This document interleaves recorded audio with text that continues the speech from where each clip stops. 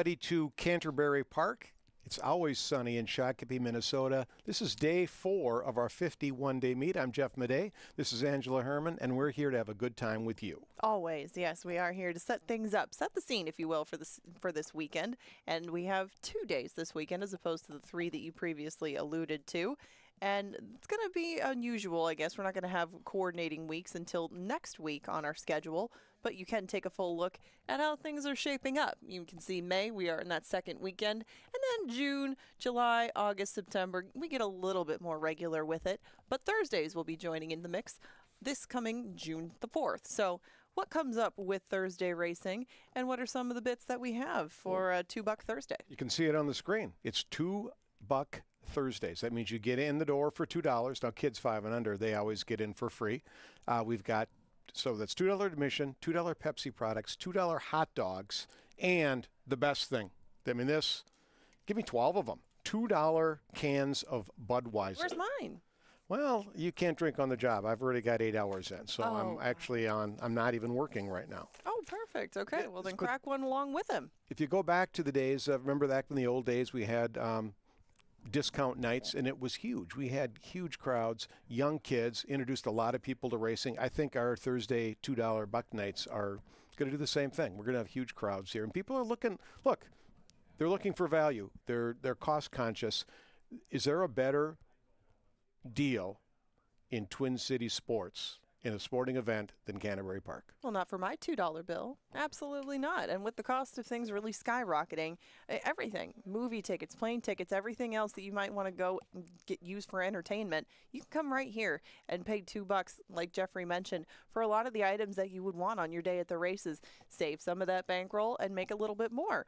But, I mean, it's a Thursday night activity, too. It can become your regular Thursday night. We want you to come and join us because the races are fun that night, and we do get a pretty lively crowd out there on the apron, too. Feels almost like a good start to your weekend. Absolutely. And speaking of the weekend, next Saturday, special day, it's Belmont Stakes Day, the third leg of the Triple Crown. So I know that on Thursday night you'll be releasing your winner to the public. So that's another reason to be here on Thursday. And then in addition to that, we've got the Beer and Seltzer Fest. So it's a great combination. You can come out and enjoy some beer and some seltzer. Now that's a separate ticket from the racing admission, but it's great value. There's probably 100 different types of seltzers and beers. Over 100. Yeah. Oh, yeah, over 100. You can bet the Belmont Stakes as well. That happens next Saturday at Canterbury when we race again at 5 o'clock. Now, let's get people caught up here, Ange, on the standings. Right. The LAFO leaderboard brings us a very close trainers race to start out with. Mac Robertson and Cody Rosine, of course, tied at the top. Lynn Rarick has a few wins, and, I mean, she hasn't had quite as many starts as they had either. 3 for 4 as far as her barn goes. We'll see all of these names in the mix this weekend. Once again, you'll see some horses that we have not seen yet this season who are some Canterbury specialists, and they'll be saddling them up. There's one in particular I am looking forward to tomorrow, but we'll talk more about her then from the Nick Goodwin stable. But this one remaining pretty close at the moment. Now for the riders, we have a few more new names that are in the mix, including our current leading jockey. That's right, Manny Americano. You can see here that he's got 6 wins from 20 starts, and Eddie Gallardo, he's got 5 wins. But Manny is new. Now, Eddie G, we know what we're getting with him because he is a high-quality jockey. Proved it last weekend. Manny, new here to Canterbury Park. We had a chance to talk with him. Let's take a look. Jockey Americano sweeps the first 2. This Americano's like a double espresso with a French roast charge. It's my first year here, so it's beautiful everything, backside, front side, person, nice, very nice. I'm very happy for here.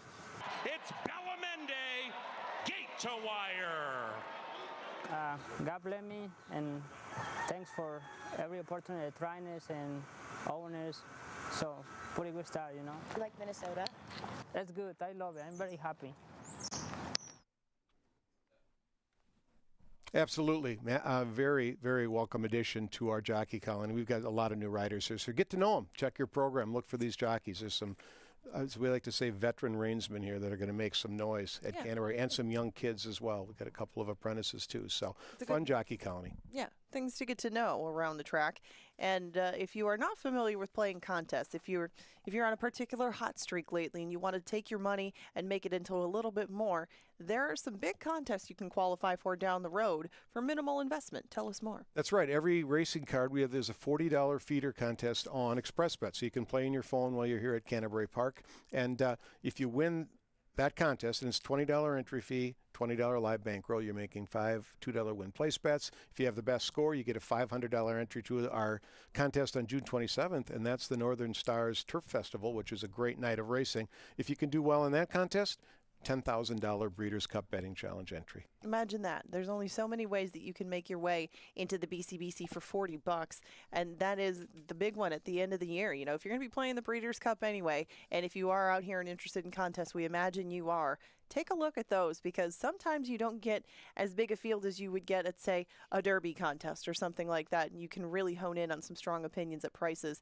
and win your way into that big one. Want to learn to handicap like the Steam team does? Well, we've got it for you. Free past performances each and every live racing day at brisnet.com. Just go to brisnet.com and download the free past performances, and you too will know what's going on. You can leapfrog right past us. But for the younger members of the crowd, tomorrow is Family Day. Yeah, Junior Jockey Fan Club. That's new this year. We used to do it years ago. We brought it back. Chance for the kids to join this club. You can get, there's some giveaways here, a little bit of swag, a little booklet that explains racing to the kids, and a chance to meet some jockeys. And tomorrow, we'll have a chance to meet Kelsey Haar right out on the track apron following a race. But the kids, you want to bring them out. And, of course, 5-year-old and younger, they always get in for free. Absolutely. Why wouldn't you bring them out here, get to know some of the combatants in the races, and really follow along, root for them? They're very personable people. We have a great group down in that Jocks room. They would love to meet you and love to have your support throughout our live season. So definitely join the Jockey Fan Club, learn a little bit more about them, and get to know all of your favorites out here at the park. Now, for those non-Junior Jockey Club members, if you would like to wager and you're here, why wouldn't you take a 10% takeout shot at a pick 5? Now, that is picking the last 5 winners on our card. You don't have to pick them exactly right. You can use contender groups if you'd like, but the 10% takeout makes this a worthwhile investment. And again, it starts in the 3rd race. Pick 5 winners in a row. You could be going home with a ton of money. Absolutely. The pick 5 is a very, very good play. And we need to make some money tonight, Ange. Now, we can play that pick 5, but I know you've got a guaranteed 20-star lock bet of the day. Let's hear about it. A 20-star lock. Yes, I do like a couple of horses in the second. And Kevin likes the favorite Coastal Kid. I'm going to try a couple of horses who are not the favorites, and they both hail from Oaklawn Park. In fact, they've raced against each other in recent times, or on recent days, that is. Jackman on the inside comes from a little bit further off usually than Dual Monarchy, but he's been running better in some sprints. I thought these two had been taking on some of the most difficult company in this field, and if they're not going to be the favorites, they could return you a decent amount in this $5 exacta box. So you go up to the window, you go up to a machine, $5 exacta box, 1 and 6 in race 2. Cost you $10 and could get that bankroll set for the pick 5. I already like the 6. I'm going to use your 1, box them up, and score for size, Angela. Thank you. Absolutely. That's how we start things out. That's how we get things going. Now, we have some experts, and they're down in the paddock right now. It's Kevin Gorg and it's Paul Allen. They do a little show we call Today at the Races. It's brought to you by Touchdown Tile. You should join them. I know we will. Thanks for being here.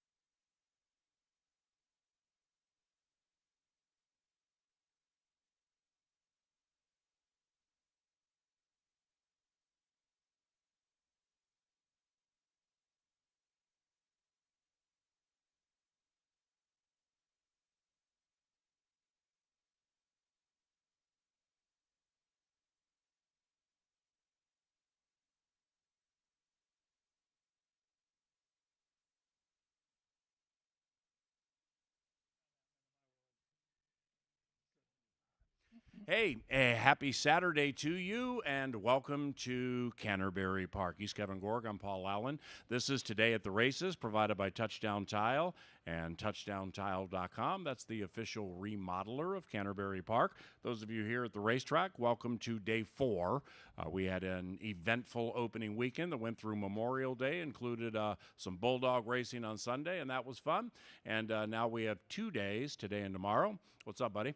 And the Thursday racing, as you just heard, begins this week. CanterburyPark.com to get information on all the deals and specials and everything that we have. And for those of you taking in this signal from abroad, watching nationwide, betting on our races, we're very grateful when you not only bet on Canterbury, but you play our Pick Fives. We have one today, of course, one tomorrow. Then after Thursday, next Saturday is Belmont Stakes Day. Golden Tempo, the Kentucky Derby winner, skipped the Preakness, will run in the Belmont. The Belmont's at Saratoga, and it's at 1.25 miles. So everything's all goofy, but nevertheless, we still can bet on it. Do you think is it going to be a big field, and what do you think of the race? I think the race is rock solid. There's going to be around 10 horses in that gate. You're going to get, you mentioned the Derby winner, you're going to get Renegade, who ran that incredible race after getting bumped around like a pinball from that inside post and finishing second to Golden Tempo. You got Chief Wallaby in there. You got Commandment in there. So it's a very deep and talented pool of horses. And, yeah, I think having the Belmont Stakes at Saratoga, you've got the Met Mile next Saturday. Some of the best simulcast action you'll get all summer long. And, I looked at our card for next Saturday. I'm handicapping that kind of tonight in between the live races. We've got 2 stakes races next Saturday, a couple of really cool turf sprints. So I'm really looking forward to next weekend, too. Let me ask you this. So Golden Tempo wins the Kentucky Derby.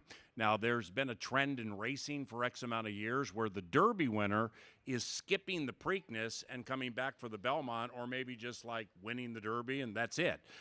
So when it comes to finding Triple Crown immortality, American Pharaoh, some of the greats in the history of racing. What do you think it would take to get that Derby winner to come back and race in the Preakness and then come back and race in the Belmont?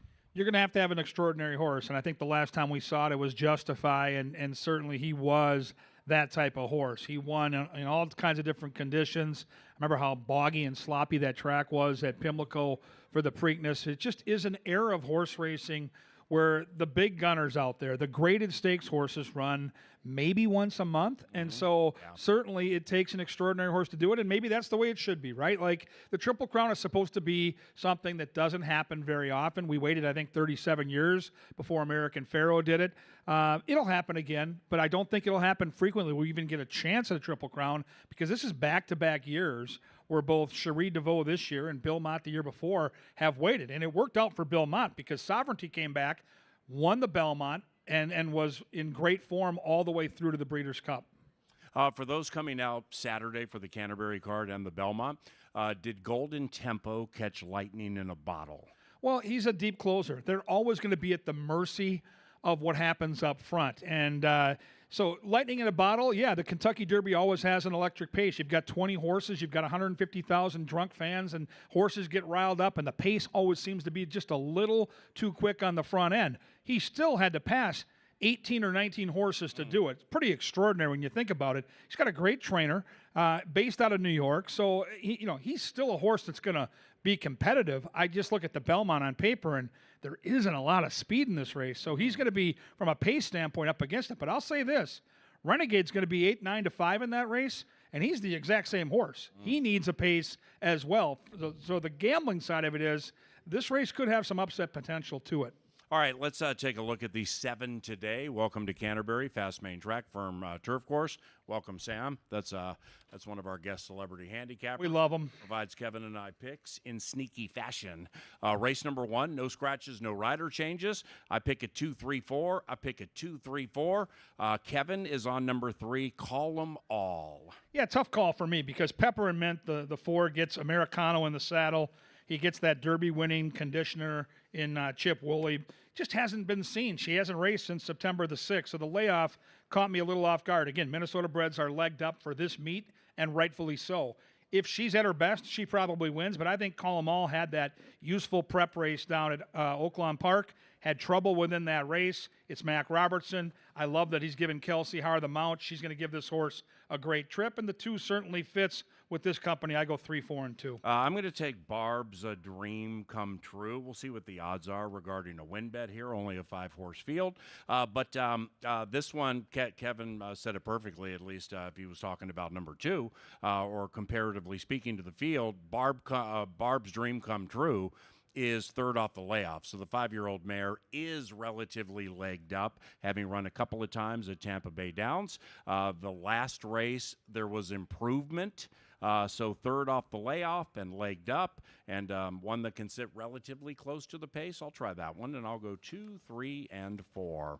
To the second race, where we scratch number 4. Scratch number 4, Sutherland, from race number 2.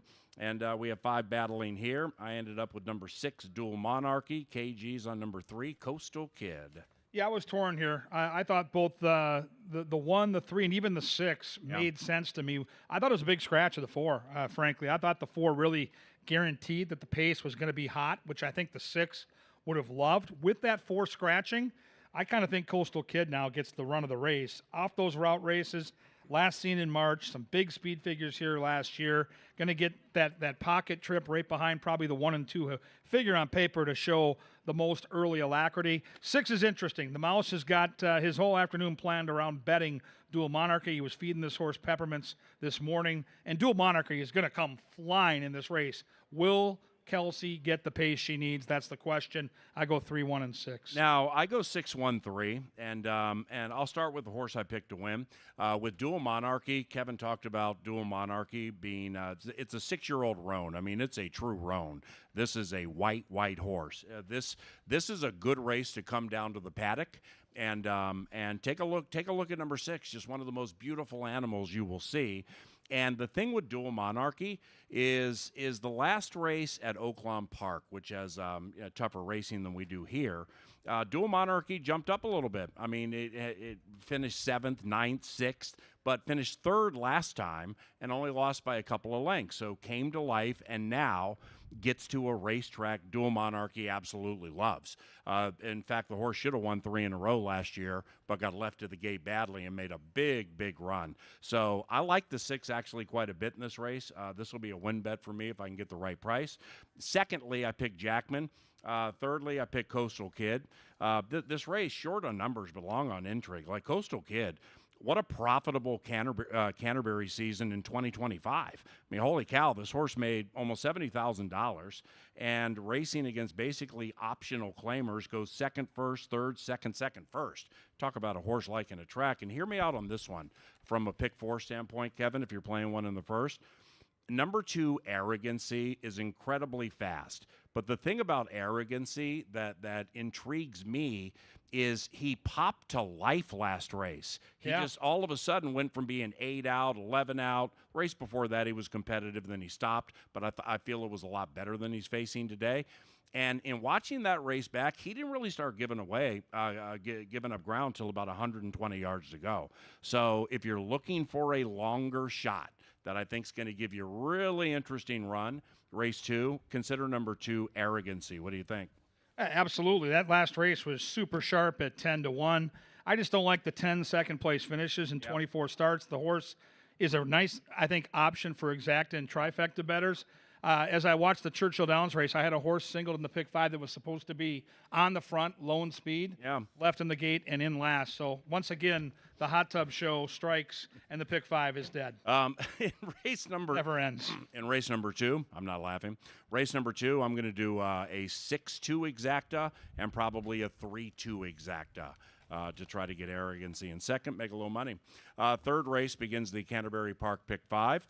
You heard the pre crew, Jeff and Angela, talk about our pick 5 and the Nation Low 10% takeout. The first pick 5 of the season a week ago today for 50 cents paid about $1,000, and there was just one long shot in it, like 13-1. So it behooves you to play that pick 5, if only for the takeout purposes. You get more back if and or when you hit.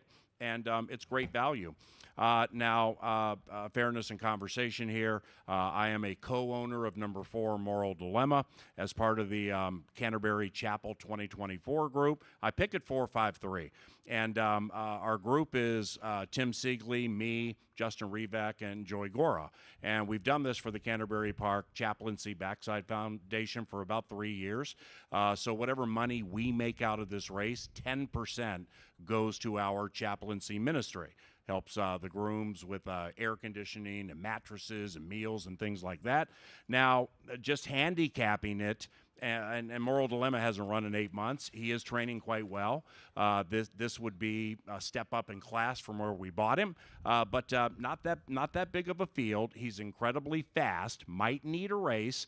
Love Kelsey on him, so I think he's going to be the one to catch. I hope he wins. If he wins, I won't be surprised. If he finishes second or third, I won't be surprised. 4-5-3. Yeah, it looks like a 2-horse race on paper, really. I mean, when you look at this field, Moral Dilemma's got the inside few horses kind of over a barrel. The question's going to be Mac Robertson's horse. Like, this horse is fit, been running at Oaklawn, showing a touch of speed, has that outside post, second time blinks, but it's never been on the turf. Yeah. Bred for it nicely, the son of Twirling Candy, great bloodlines for the grass.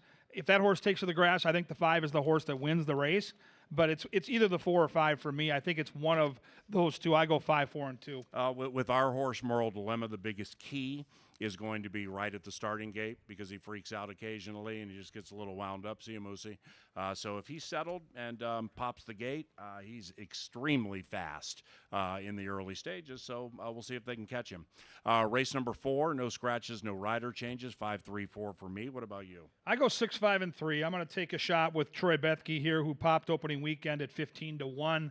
Dear friend of mine. I think Navarre's in a good spot. Showed enough talent as a 2-year-old. Now back at 3 with some super sharp workouts. That 47-4 last time out on May the 15th is a legit racehorse workout.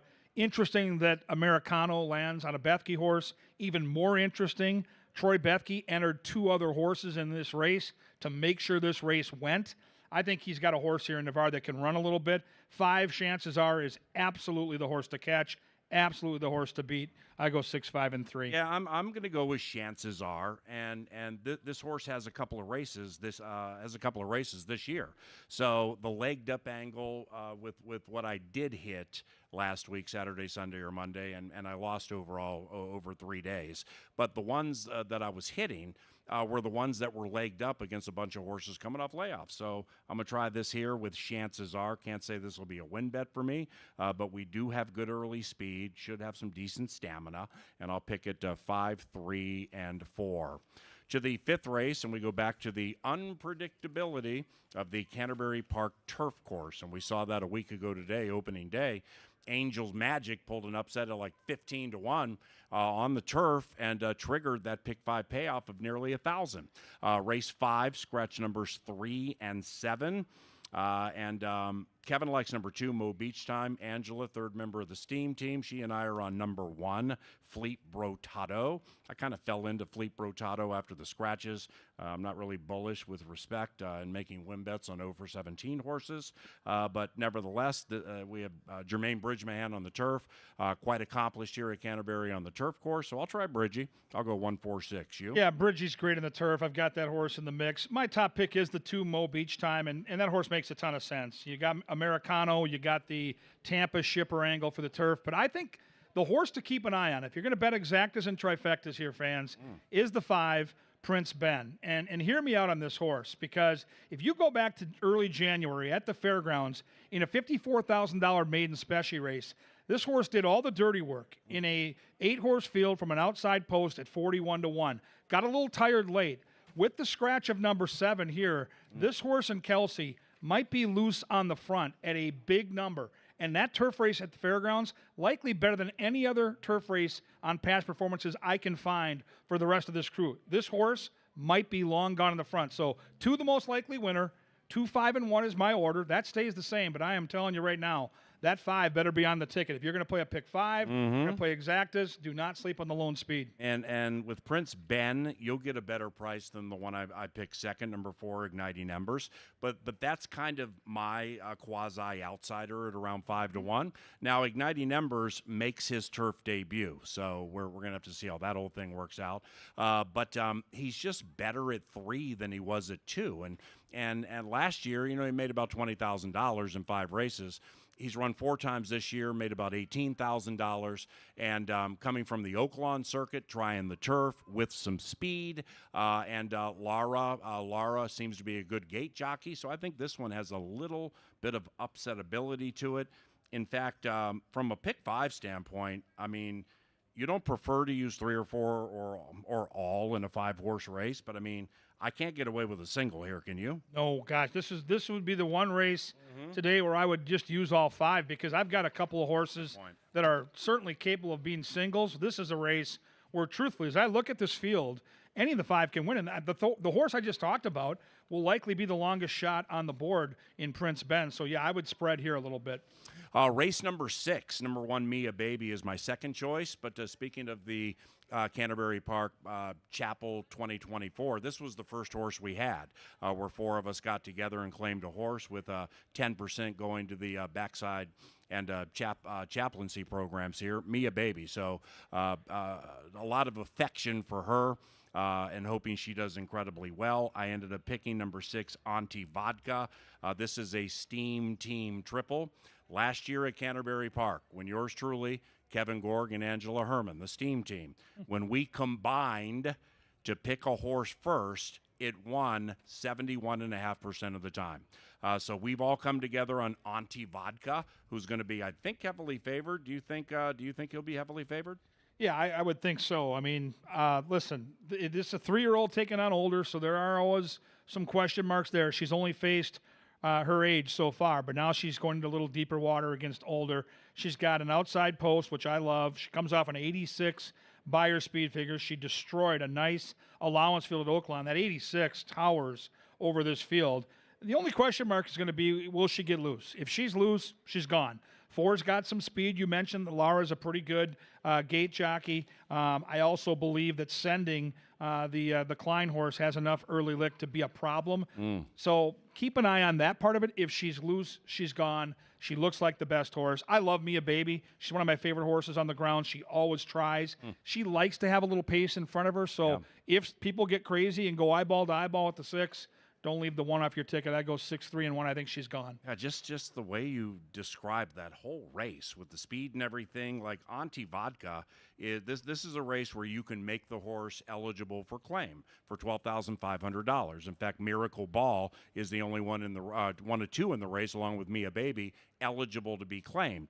The others get to run against those horses, but don't have to be claimed. That's such a condition-related advantage for some of these horses. And Auntie Vodka, man, holy cow, that 86 Beyer speed figure last time finished in 110 at Oaklawn with Rafael Bejarano, looking to win 3 in a row. She's going to be really tough to beat. 6, 1, and 5. For me in race number 6. We'll close it with race 7, and we go to the turf course with 6 of them, and this will close that pick 5, so obviously this is important. Do you prefer to have singles at the end, in the beginning? Does it really matter? It just kind of falls how you cap it, right? Yeah, I like to pretty much single the horse I most like throughout the sequence, regardless of where it is.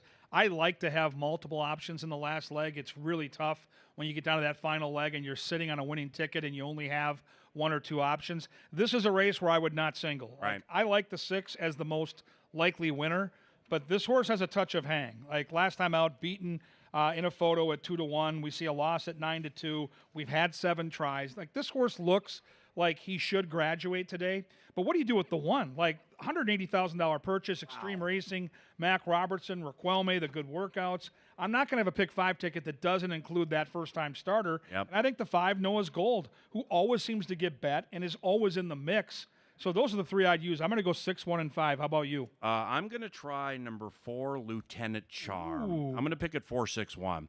Lieutenant Charm got a race under his belt, so we have the 2 to 3 angle with a race. It was nondescript, but it was on the turf at Hawthorne going against a similar field, like a 6-horse field. So I think Lieutenant Charm will improve off that race. I think in a race that's a little more wide open than maybe the betting will show, I think I'm going to get a decent price with this one. So therefore, I'm going to give that one a try. I'll make a win bet on number 4, Lieutenant Charm, and we'll pick it 4, 6, and 1. Tomorrow is Family Day. We start at 1 o'clock. Best day of the week to bring the kids. Thursday racing begins next week at 5 o'clock. And next Saturday is the Belmont Stakes from New York. And, of course, live racing at Canterbury Park at 5 o'clock. For Kevin Gorg, I'm Paul Allen. Thank you very much for taking in today at the races, provided by Touchdown Tile. Have a good day.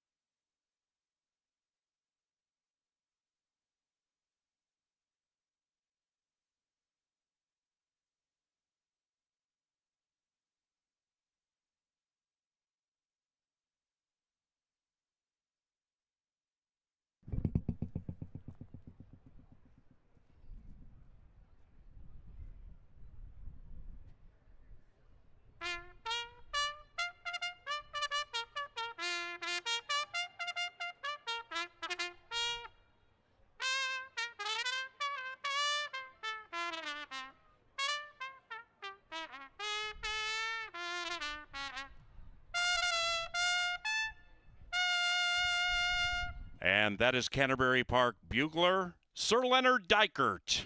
Good to see you, Len. And welcome to Saturday at Canterbury Park, race 1. About 5 minutes from now, no scratches, no rider changes. Today's racing is provided by Continental Diamond and the Minnesota Lottery. We also thank season-long partners, Apple Autos, Quick Trip, Loeffler, Tri-State Bobcat, Minnesota Soybean Research and Promotion Council, John Deere, Maker's Mark, Minnesota Lottery, Anheuser-Busch, and Comcast Xfinity. Our featured groups this evening include Jay's Birthday Party, Granite Bank, and Matt's Bachelor Party. Welcome.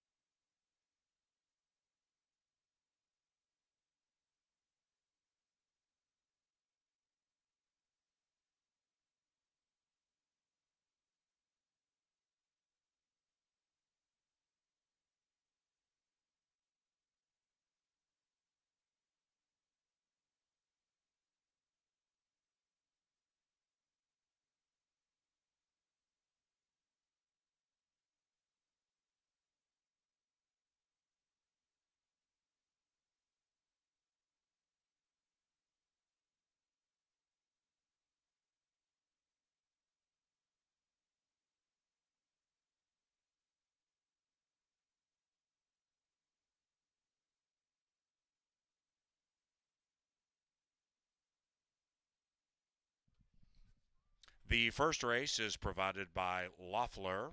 That's the Upper Midwest largest privately owned business, technology, and service provider. Thank you, Loeffler.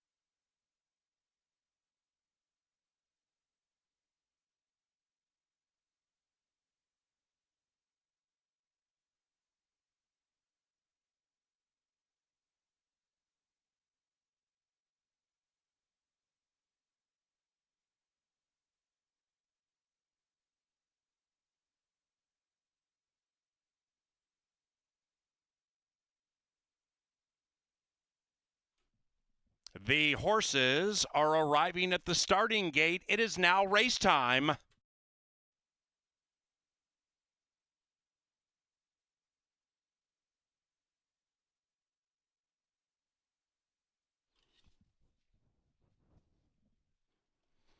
Quite the festive throng at Canterbury Park tonight. Excited for the 7, specifically race number 1. Now they load to go 6 furlongs right next to a restaurant called Boardwalk, where there are many outside rail birding and watching the field go into the gate from about 10-15 yards away. Quite the spectacle. Peppermint next in. Call them all, 7-5 in favored. And here's Parle, last in line.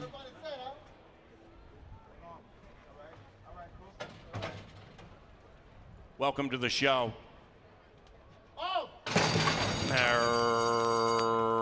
Racing popped as 1 from the 2 spot. Barb's Dream Come True flashes speed, but that lead now has been ceded by 2. 3 and 4 race out by a length and a half. On the inside, Call 'em All takes the lead by a half. Peppermint clings to that one, 1.5, 2 clear from Parle. Then it's a big gap back to Kerban Doro, who is just behind Barb's Dream Come True. 5 separated by 10 into the far turn they go. Call 'em All. Call 'em All leads it by a neck. Pressure applied to the outside. Peppermint all over that speedy 3. And Said Duo is now 8 lengths clear from Parle, who's a big distance away from Barb's Dream Come True. Not tonight for Kerban Dioro. And they head for home in the first Saturday at CBY. Peppermint battles it out with Call 'em All. Call 'em All still with a narrow lead to the inside. Peppermint clings to that one. Those two right together. Late move from Barb's Dream Come True, but it's going to be too late. Call 'em All, resurgent. Call 'em All wins the first.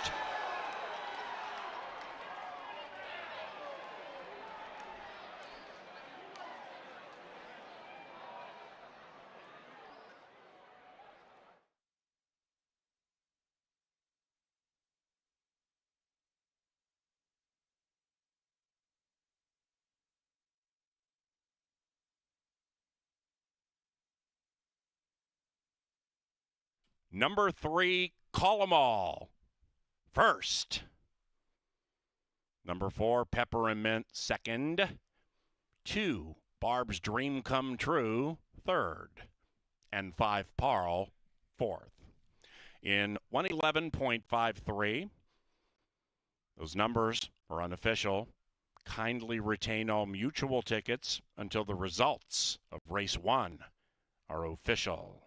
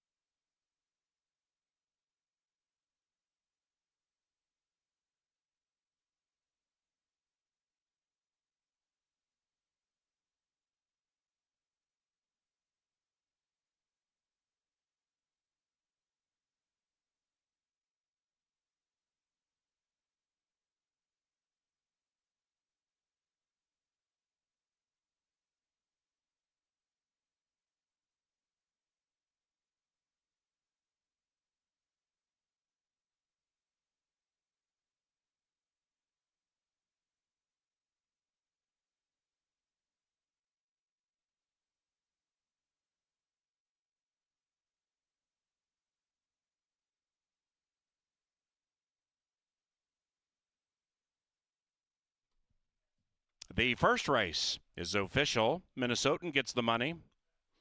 It is 3-4-2-5.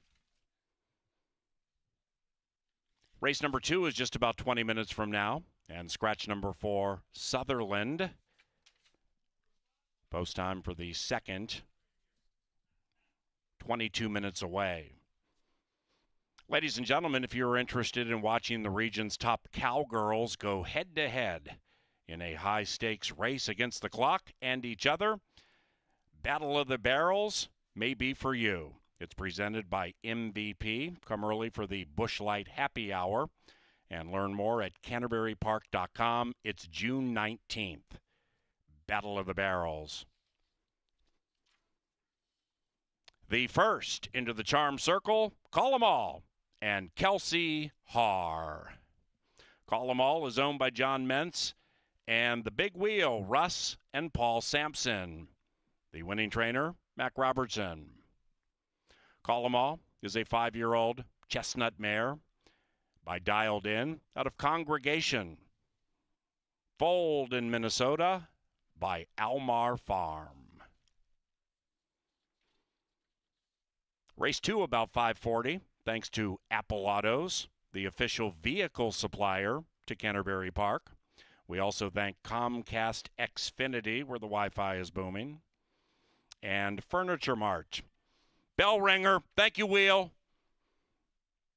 Thank you, Russ.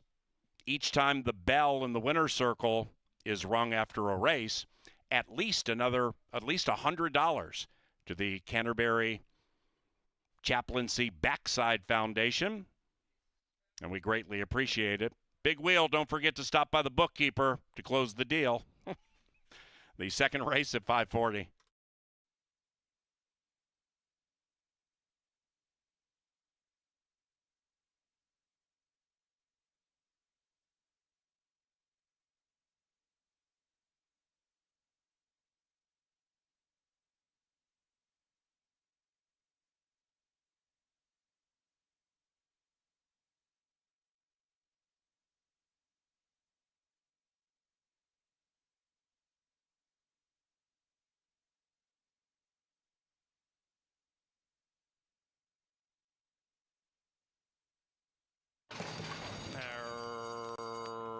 Racing popped as one from the 2-spot. Barb's Dream Come True flashes speed, but that lead now has been seeded by 2, 3, and 4. Race out by a length and a half. On the inside, Call 'em All takes the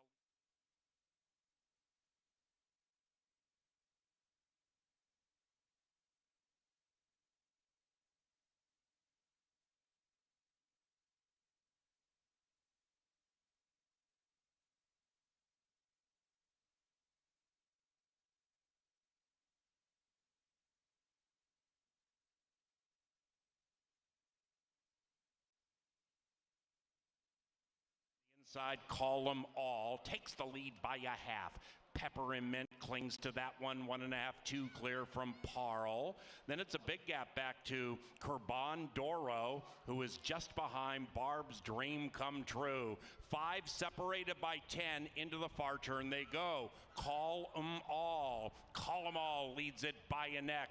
Pressure applied to the outside. Peppermint all over that speedy 3. And Said Duo is now 8 lengths clear from Parle, who's a big distance away from Barb's Dream Come True. Not tonight for Kurban Dioro. And they head for home in the first Saturday at CBY. Peppermint battles it out with Call 'em All. Call 'em All still with a narrow lead to the inside. Peppermint clings to that one. Those two right together. Late move from Barb's Dream Come True, but it's going to be too late. Call 'em All resurgent. Call 'em All wins the first.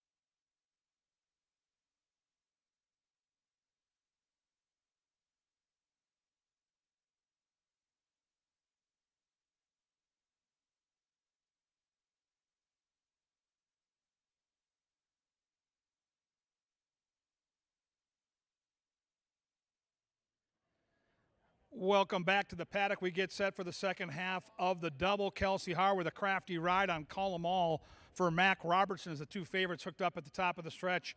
We had a humdinger there down the lane. Don't forget, next week we start our Thursday racing. It's summertime hours at Canterbury every Thursday at 5 o'clock. $2 Budweiser cans, $2 admission, $2 dogs. All kinds of great deals. We got a DJ playing music. It's going to be a lot of fun. Stop out on Thursday. And then a week from today, mark your calendars. It's the third jewel of the Triple Crown. It is the Belmont Stakes. We'll see if the Derby winner can come back and do it one more time for Cherie DeVoe. Next weekend, the Belmont from Saratoga Racecourse. It'll be a part of our card. And our live racing card has a couple of really cool stakes races, a couple of cool turf sprints. You're going to want to be at Canterbury. Head to CanterburyPark.com for the details. Now let's handicap the second event on the card. We'll start with this guy right here. This is Jackman. Constantino Roman will get the call on number one. I've got this horse second in my analysis, and very consistent. If you play Exactas, look at this horse. 18 wins, 10 second place finishes. That's 28 times in the Exacta out of 59 career starts. So Jackman always seems to run his race. He's been down at Oaklawn Park facing better competition in Arkansas. Looks decent here in the paddock, and he's on the board at a very fair price of 9-2. Number two is Arrogancy. Victor Lara gets the call here for Escobar. 10 second place finishes from 24 starts. That's the bad news. But does have 3 wins and comes off a race where he was second at 10-1 and did all the dirty work that particular day on the front end. So a very good effort last time. Good body language here in the paddock. Good muscle, good looking coat. Arrogancy looking very confident at 5-1. I'm on the 3. I'm going to try Coastal Kid with Americano getting the call for Jose Silva. Horse has not been seen since back in March out at Turf Paradise in Arizona. Last seen, though, showing some good speed going longer. I like the cutback in distance. This is a horse that's been routing in a 1 mile distance. Now they're going to try 6 furlongs. Go-to rider in the barn, good workout over the track, and I think he gets the jump on the other favorite, who I'll get to momentarily, but I think Coastal Kid will be in a very good spot turning for home. Number 5 is Happy Dancer. Luis Fuentes gets the call for Valerie Lund. Keep an eye on Valerie Lund here. Last season at Canterbury, Valerie Lund's horses were winning, and they were winning at prices. Good upset trainer, wins at a nice percentage every single season at Canterbury. In from Arizona, likely going to be off the pace. And speaking of off the pace, look at this gorgeous looking gray. This is Dual Monarchy. If you like a closer, if you like a horse that doesn't have a lot of early speed but always seems to come flying in the stretch, then you're going to love the big gray Dual Monarchy.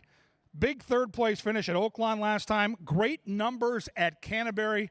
And yes, Kelsey Haar looks to sweep the early double. Look for Dual Monarchy to be picking them up and laying them down when they turn down the Canterbury stretch. Oh my, the intrigue is abound. We have another great betting race for you here. As the horses leave the paddock soon, they'll meet the buglers, Sir Leonard Dykert, and we'll get the call to the post. Good luck and enjoy.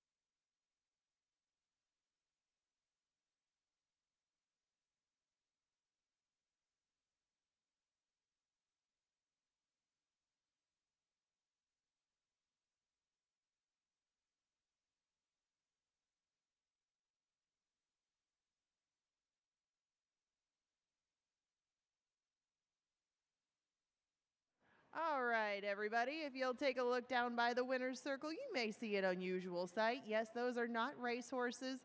Those are sumo racers. And today we have Zach and we have Mason prepared to take on our sumo wrestling Pepsi pickup. It's not your typical sumo race, not that there is one of those, but these guys are going to try to pick up those 3 Pepsi bottles that you see on track before their opponent does. Now, I strongly recommend full contact. Looks like you guys have that part of it down. So Zach, so Mason, if you two are ready, whenever you've got your warm-ups complete, it is time to race for that prize. And that prize is a couple of tickets to Larry Fleet on Friday, June 12th. Are you ready? Sumo, boys, get those Pepsi bottles. Okay, Mason's going right after him. Come on. He's about to be a married man. Let him at least get one. Okay, now he's going for it. Get a little in there. Come on, you guys. That's not very...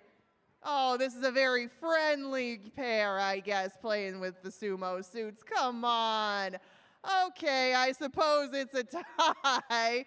Oh, it's a tie. How peaceful, you two. Very nice. You can go to Larry Fleet together on Friday, June 12th. I couldn't call a winner of that, but you each get one ticket now. Very nicely done, guys. If you want to join them, you can check out CanterburyPark.com. That's Friday, June 12th. Larry Fleet is coming to the stage. Congratulations to you two. Hopefully we'll see you out here at the park.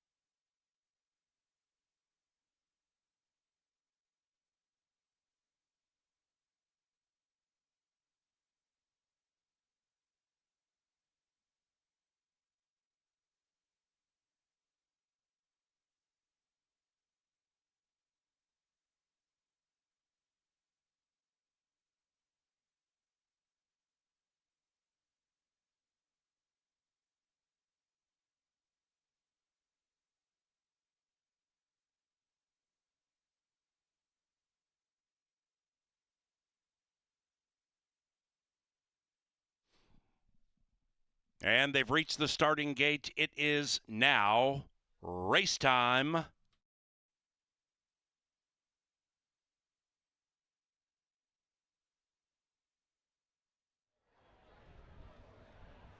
They go to railbirding, that boardwalk, to watch them load for race number 2. Dual Monarchy. 7-5 in favored.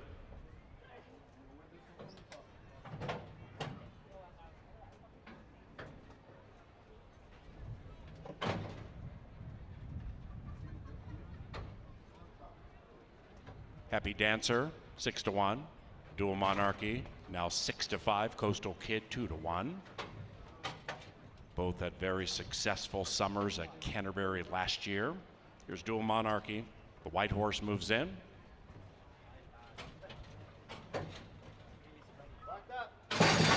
They're racing and they've broken a line. Dual Monarchy came out okay, so did the bookender Jackman to the inside. Jackman and Arrogancy. They begin to show the best speed. It's AC-doocy in the early stages.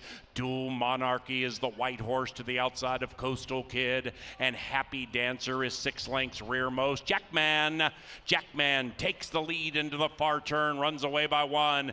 Arrogancy being shoved on a bit to keep up. Dual Monarchy seemingly poised to pounce, 5 out of it, but Jackman gets clear by 2. After that, Coastal Kid shoved on and closing into the inside. Happy Dancer swings into action at 9-1 on the outside, and that one's very wide.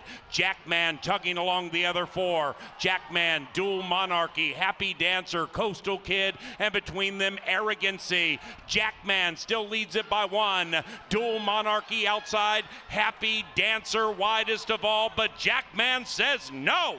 Jackman would not let anybody get close to him and takes race 2, gate to wire.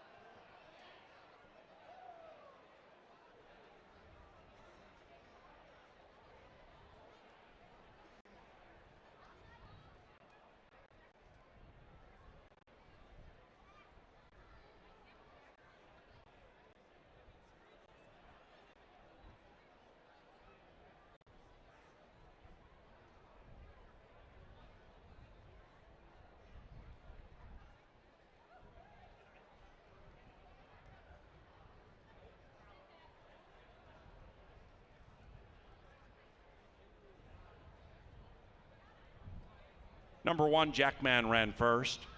Second, 6, Dual Monarchy. Third, number 2, Arrogancy. And 4th, 5, Happy Dancer. 1-2 exacta, make that 1-6 exacta. 1-6-2 trifecta. 1-6-2-5 superfecta. The pick 5 is next race.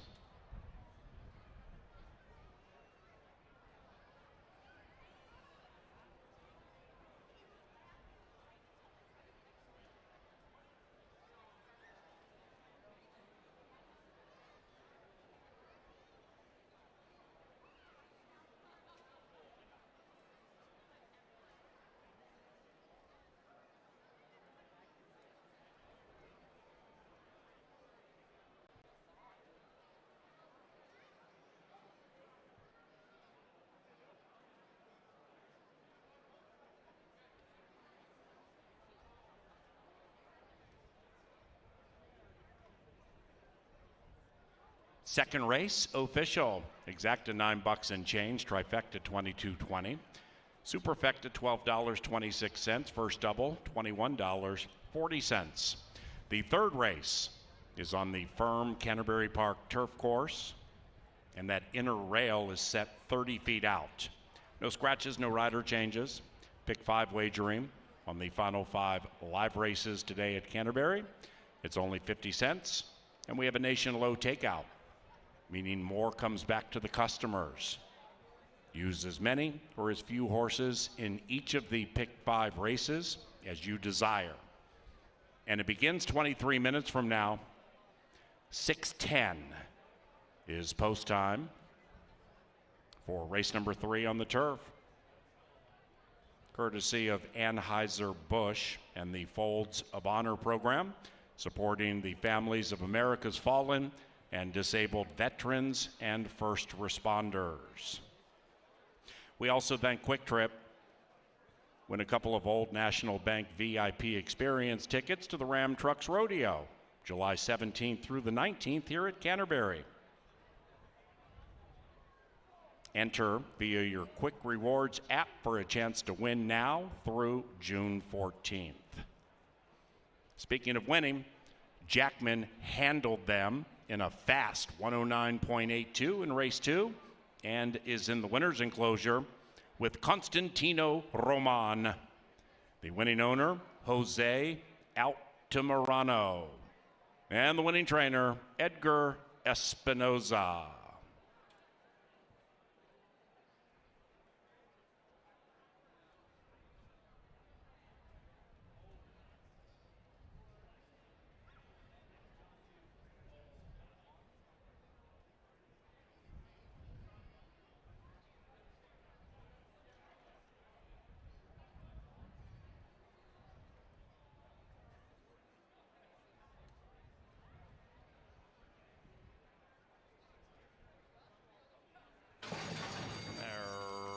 And they've broken a line. Dual Monarchy came out okay, so did the bookender Jackman to the inside. Jackman and Arrogancy, they begin to show the best speed. It's AC-doocy in the early stages.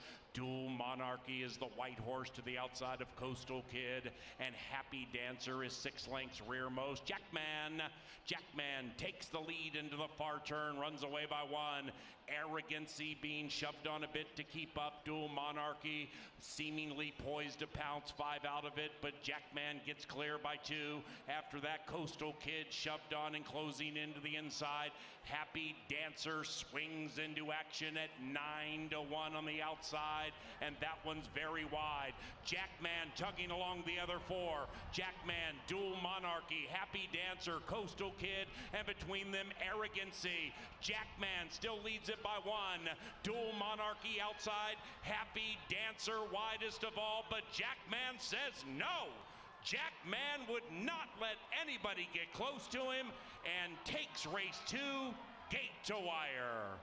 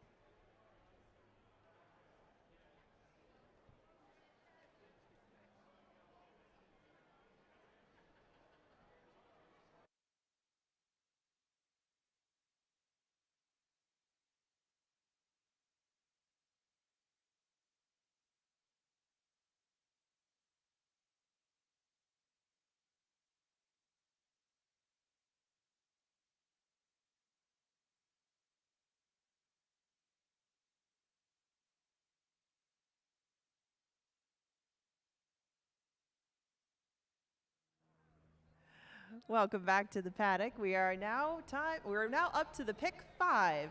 As we alluded to before, as Paul Allen clomps in and out of the shot, we have a pick 5 ticket coming up on screen shortly. Remember, that is a 10% takeout pick 5. It's a 50-cent minimum. So what that means is you got 5 races to handicap. You got to pick the winner of all 5 of them. That's my ticket up on the screen. It got put together a little bit differently than originally with some of the scratches, but I'm going to use a couple in here. I guess we go 2 by 2 by 2. Not normally how I would put it together, but we have to do what we have to do. I did use the 4 and the 5 in here, and those will be the 2 speedsters from the outside. That was the approach that I took with this 3rd race. This is a 5-furlong turf sprint. Speed is what you're looking for. I'm going to go 4-5 with 5-6. With 2-3, you can see it up on the screen. Not really sure who's in each leg at the moment. And let's get back to race number 3 because I don't have the rest of my card with me. So, race 3 on the turf, 5 furlongs is the distance.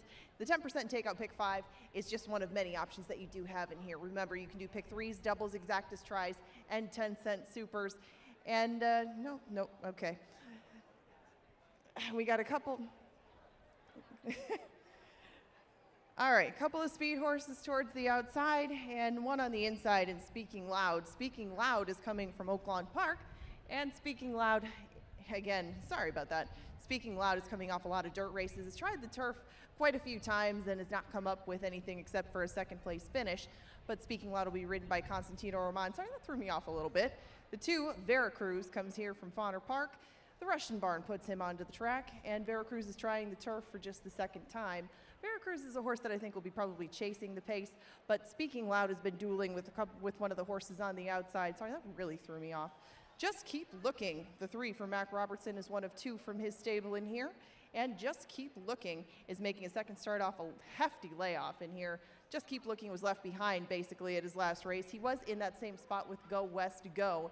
And Just Keep Looking didn't do a whole bunch of running that day, was probably entitled to need the race. And right now, Just Keep Looking is on the board at 3-1. Moral Dilemma is trying to pick up another win for Kelsey Haar on the card. 5-2 the price on Moral Dilemma for Patrick Fields. This one has done quite a bit of running on our turf in the past, just a few starts and a 1st and a 3rd for Moral Dilemma. Hasn't run since last year. Lots of speed for Patrick Fields. Go West Go on the outside. The choice of mine and Kevin's at 8-5. And he's one of 2 from the Mac Robertson stable. This one was claimed last time around. And Go West Go is going to try the turf for the very first time. We're 11 minutes away from race number 3. Favorites on the outside at 8-5. I'll take it 5, 4, and 3 to kick off this pick 5.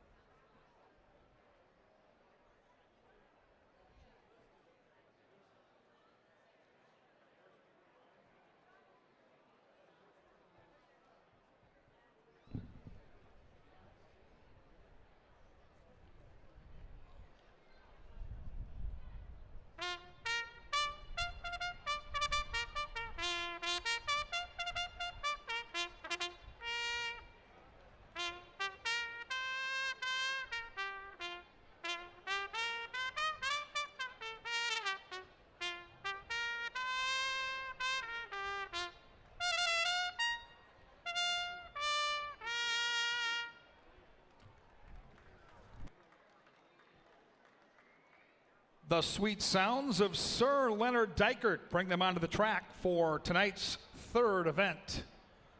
Third of 7 here, turf sprinters to kick off that very attractive pick 5 wager.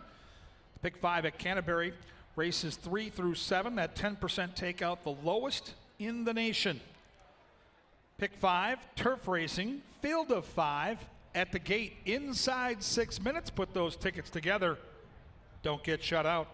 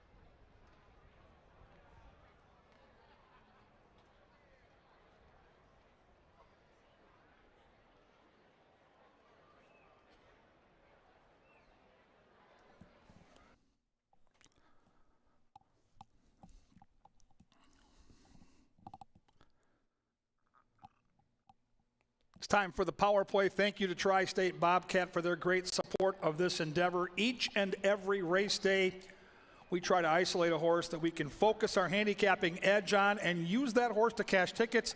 This is my pick 5 single tonight. As you're putting those pick 5s together, give this horse some consideration. Race 6, number 6, Auntie Vodka. Come on, Auntie, is what I'm saying here. Let's take a look at some of the particulars. She's a 3-year-old gray filly. They spent nearly $40,000 on her, and it looks like a young horse taking on older competition that's getting good at the right time. Hugh Robertson was the trainer.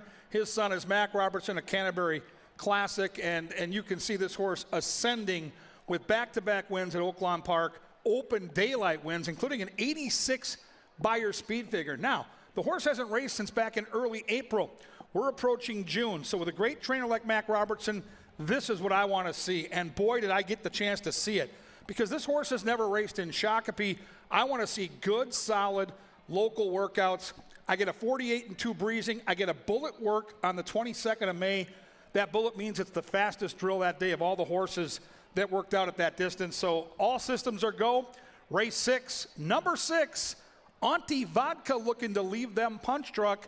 A pick 5 single for yours truly. That pick 5 and race 3 start inside 4 minutes.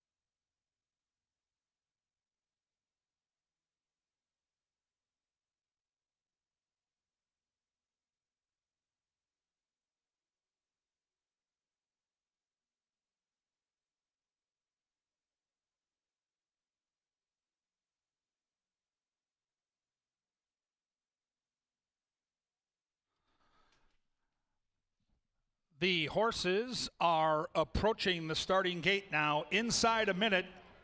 Just a minute now to the pick 5 at Canterbury.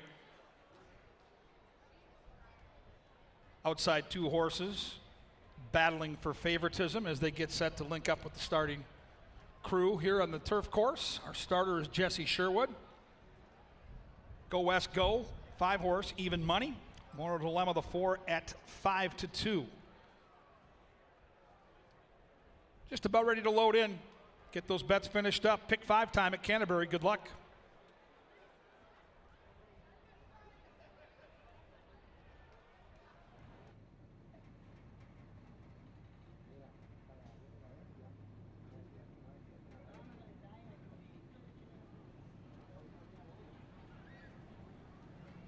They're moving in line. It is post time. Post time at Canterbury Park. Speaking Loud has moved in. A couple of long shots. The inside 2 posts. There goes Veracruz. Trainer Mac Robertson's got a couple in here, including the 3. Just Keep Looking for Extreme Racing. Moral Dilemma in those familiar silks of the Canterbury Chapel. Moving in. Go West Go, the favorite, will be the last in line. Pick 5 time. A 5-pack traveling 5 furlongs, and here they are. There in the gate. Hang on, watch this one. We're camped out, boss. I don't like it.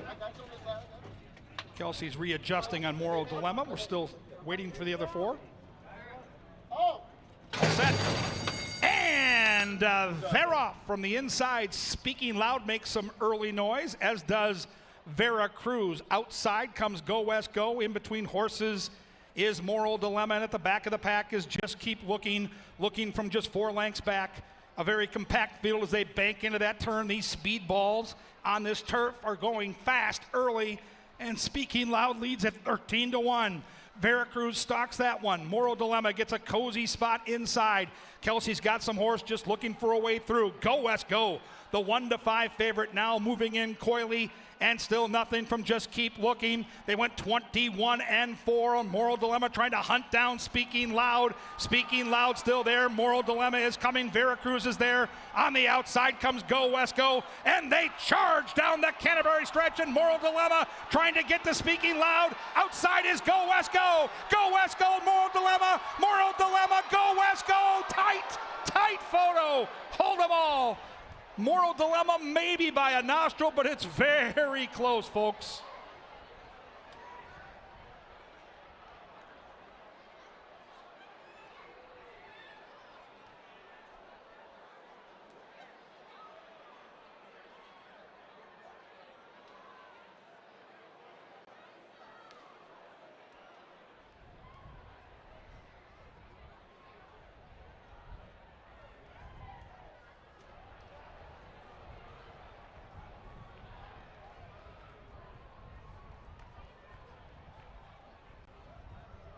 Photo sign up on the board, 56.97. Very, very close on the wire. Moral Dilemma, the 4 inside. Go West Go, the 5 outside. Hold all those tickets. The pick 5 starts out with a spine tingler.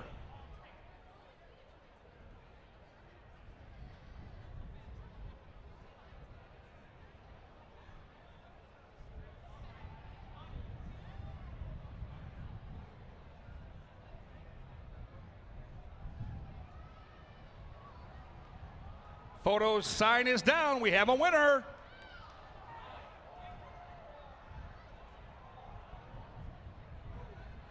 The result shows the 4, Moral Dilemma, by a nostril. Go West Go second. Speaking Loud did the dirty work early and faded to third. 4, 5, and 1. An upset at 9-2 to start the pick 5.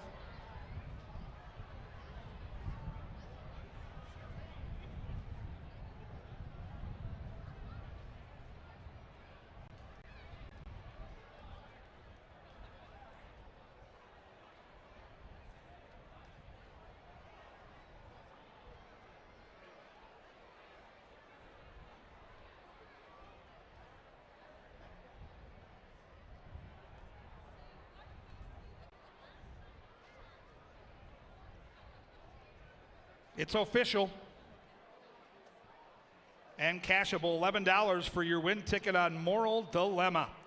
$1 exacta paid $7.80. That 50-cent try, $15.10. 10-cent super, $3.76. $2 double. The Jewel Erickson Eck 1-4 paid $34.80. That early pick 3 with 2 wins by Kelsey, $36.70. On deck will be race number 4, which starts our late pick 4. Pick 4 starts in race 4 with the final 4 races on the card. No scratches or jockey changes. 4th race on deck, and we'll celebrate the winner here with a very festive and crowded winner's circle here after race 3. Moral Dilemma had not raced since September last fall here at Canterbury. Comes back to Canterbury ready to rock and roll here to start the summer the right way.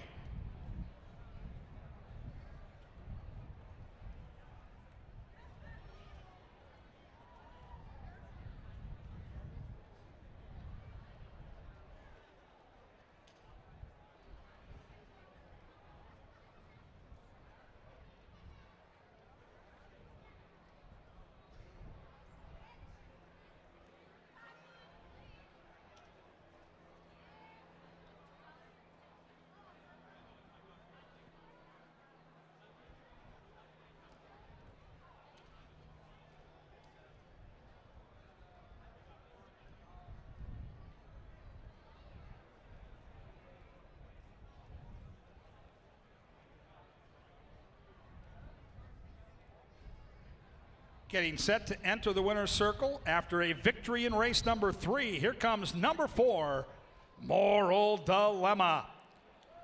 Moral Dilemma is a 5-year-old bay gelding by the Derby winner Street Sense out of Broadway Play, old in Kentucky. The winning owners are the Canterbury Chapel 2024. The winning trainer is Mr. Patrick Fields, and the winning jockey with her 2nd win on the card is Kelsey Haar. Congratulations to the victorious connections of Moral Dilemma.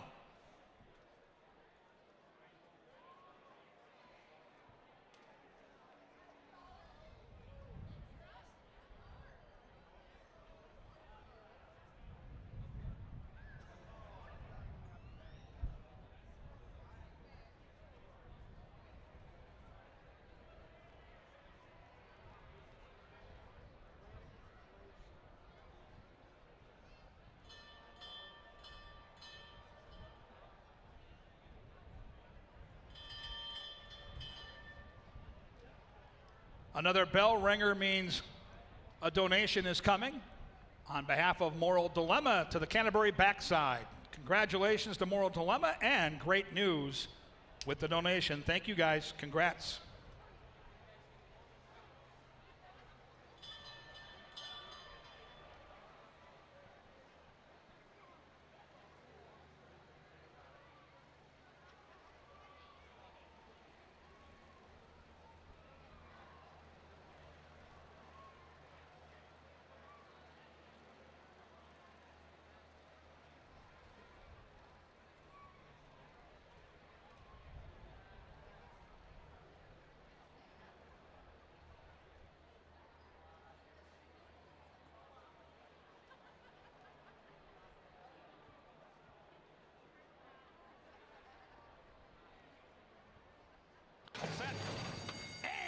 And Vera from the inside, speaking loud, makes some early noise, as does Vera Cruz. Outside comes Go West Go. In between horses is Moral Dilemma, and at the back of the pack is Just Keep Looking from just 4 lengths back. A very compact field as they bank into that turn. These speed balls on this turf are going fast early, and Speaking Loud leads at 13-1. Vera Cruz stalks that one. Moral Dilemma gets a cozy spot inside. Kelsey's got some horse just looking for a way through. Go West Go, the 1-5 favorite, now moving in coyly and and still nothing from Just Keep Looking. They went 21 and 4 on Moral Dilemma, trying to hunt down Speaking Loud. Speaking Loud still there. Moral Dilemma is coming. Veracruz is there. On the outside comes Go West Go, and they charge down the Canterbury stretch, and Moral Dilemma trying to get to Speaking Loud. Outside is Go West Go. Go West Go, Moral Dilemma. Moral Dilemma, Go West Go. Tight photo. Hold them all. Moral Dilemma maybe by a nostril, but it's very...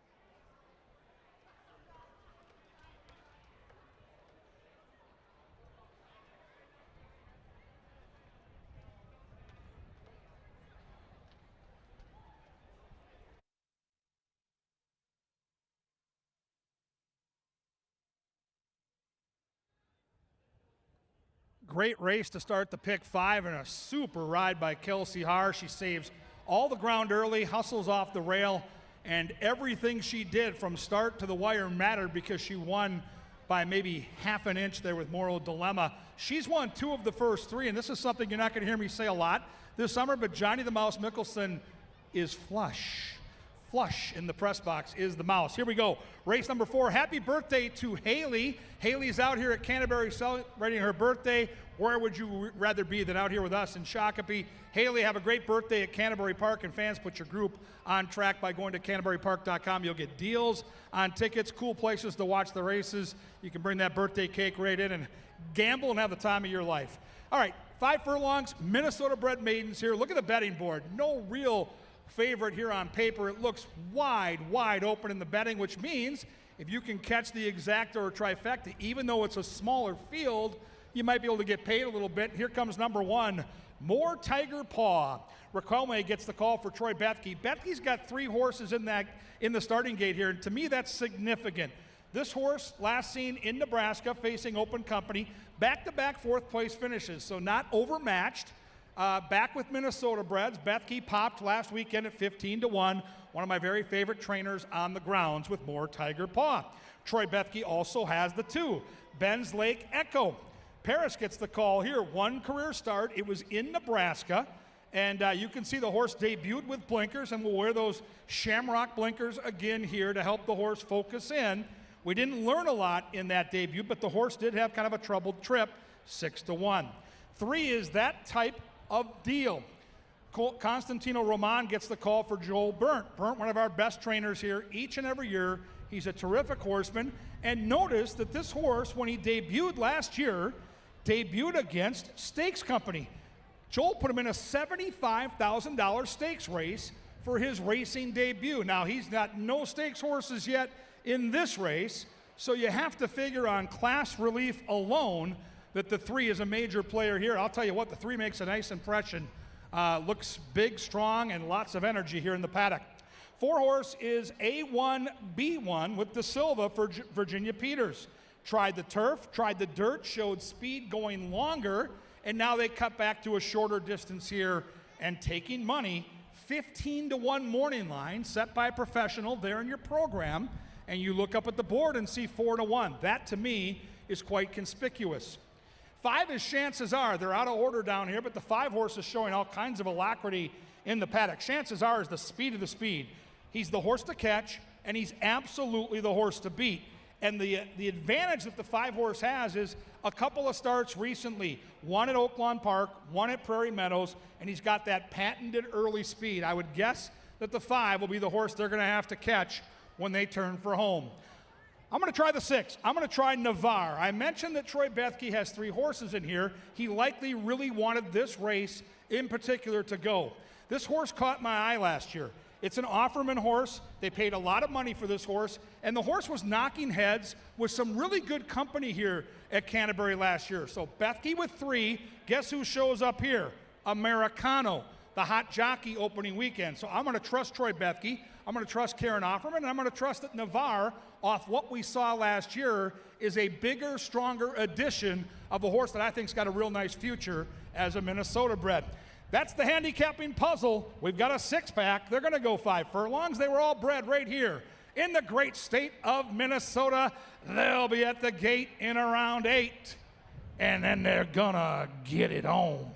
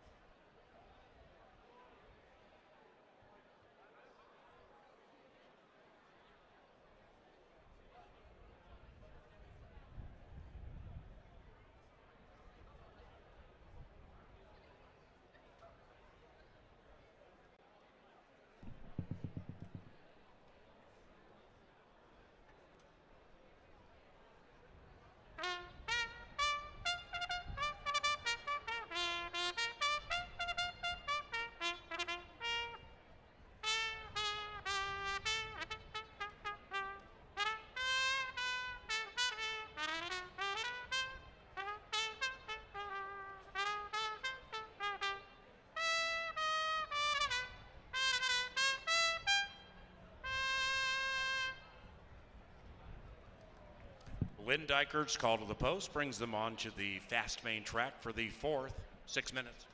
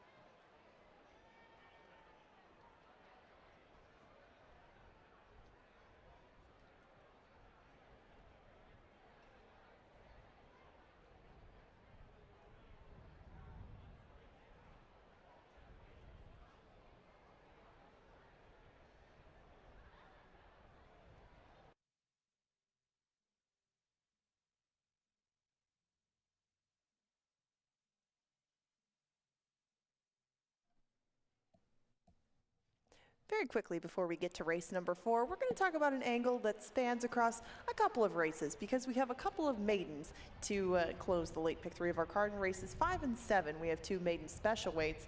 And in those 2 races, we're going to take a look at some of the elders of the bunch. There were 3 of them in here, but Neoteric did scratch. Now, if you want to go to drf.com, push handicapping and PPs, pick out the date that you want, and you can take a look at any past performances for Canterbury Park that you'd like. Now, we got these 2. Fleet Brotato is going to, or sorry, Brotato is going to go in race number 5, and English Icon is in race number 7. The outstanding part about both of these 2, they are both 5 years old, and why that matters is the maturity factor. They don't have I mean, he's got 7 starts to him, he's got 17 starts to him, but these 2 have faced off against some a relatively close competition to this, and again, they have experience on some 3-year-olds in here that might be setting the pace and set things up for these 2. English Icon nearly got the job done last time at Turf Paradise in pace pressing fashion, and Fleet Rotato has been coming from a little bit further off the pace, but just the experience that these 2 have, like with any sport, knowing what you're doing and knowing the drill when you get out there can make a big difference. And I think that maybe with these 2, it will make the difference in races 5 and 7. Remember, that's 51 and 76. Take your choice of races 5 and 7, but I kind of like the elders to get the job done today for the very first time.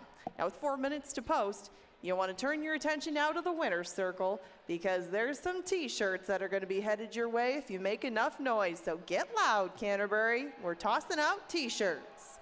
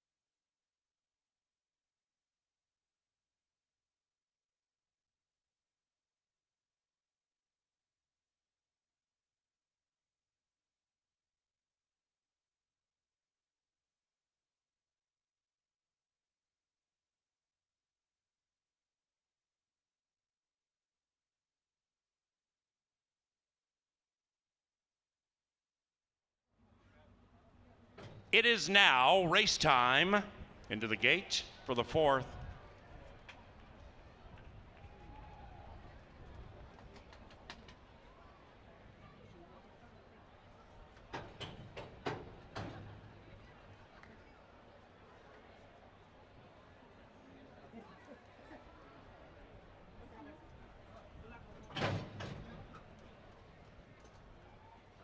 Watch the front tail, y'all. Hey, hey, hey, hey, hey, hey, hey.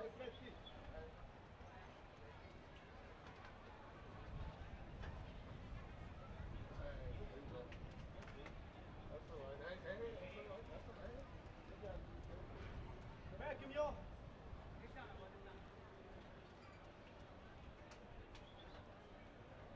Come on, big person. No quit smooching, guys. Try back in. Hey, back in. Easy. There you go. Good job. There you go. Hey, cool. Good love over here, my brother.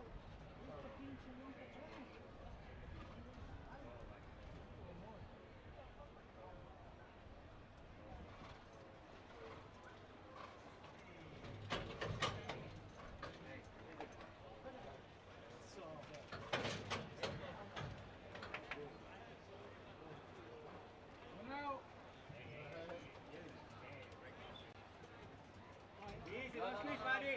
No smooching, no smooching. Stop smooching. Back, y'all. Pack him. I got one that's about to explode, y'all. Back.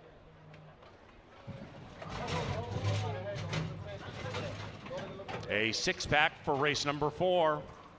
Jeff, I'm ready when you are, Jeff. And they're racing. Number 3, that type of a deal, stumbled badly shortly after the start, went way back to last. Great beginning for Ben's Lake Echo to the inside. Likewise for Chances Are. Then it's Navarre to the outside. Next is more Tiger Paw. That one's 0 for 19, 3 lengths from the lead, and about 2.5 clear from A1B1. That type of a deal is recovering quickly at 4 to 1 and circumnavigating 8 lengths out of it. Around about the quarter pole, and we have a 2-pronged battle up top. It is Ben's Lake Echo to the inside of Chances Are. After that, more Tiger Paw in with a shot. On the wide side, Navarre's coming with a run, about 3 lengths in arrears. Meanwhile, Chances Are, the 1 to 5 favorite, grinds away. Ben's Lake Echo fights back with more Tiger Paw and Navarre on the outside. Ben's Lake Echo and Chances Are, along with Navarre, a 3-horse spine tingler.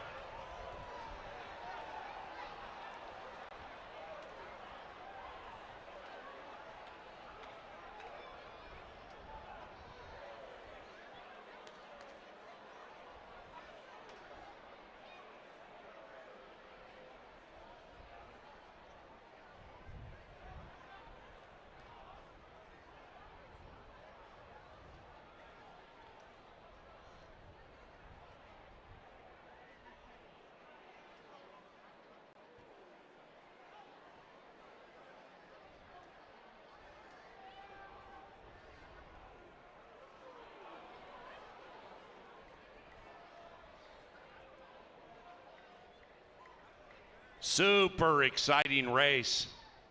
How many hope number 1 is victorious? How many are pulling for the 2? What about the 6, Navarre? What about the 5, Chances Are? The judges are analyzing the photo. Should have an answer shortly.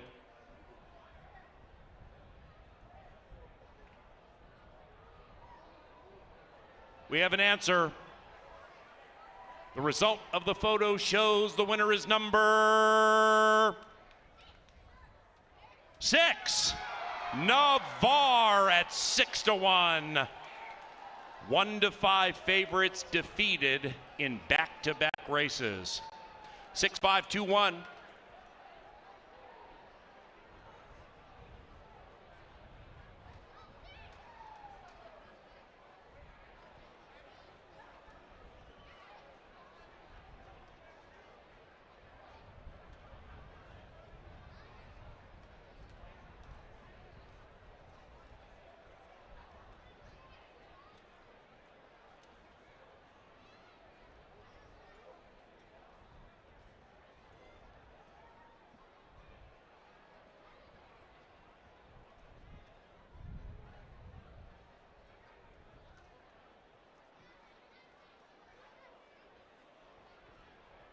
And race 4 is official.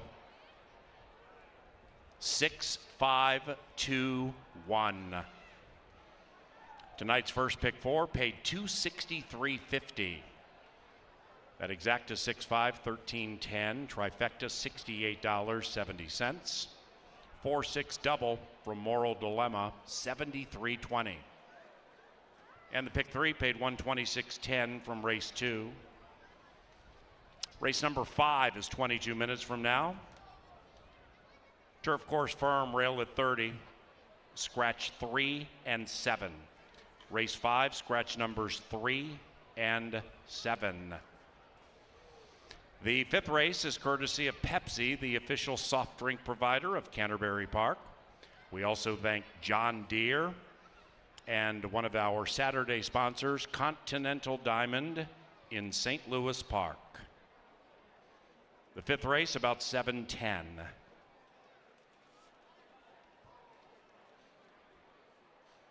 Into the winner's circle, Navarre and Manuel Americano.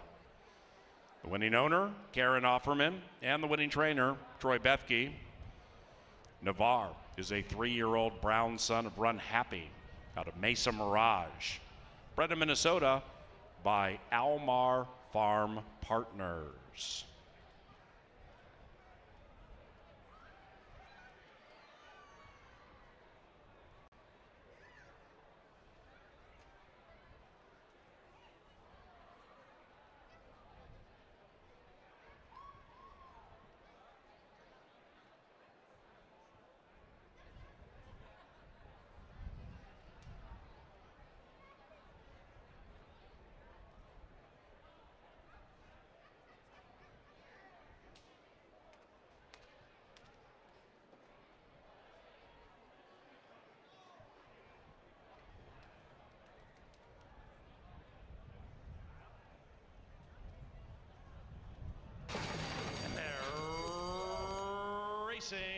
Number 3, That Type of a Deal, stumbled badly shortly after the start, went way back to last. Great beginning for Ben's Lake Echo to the inside.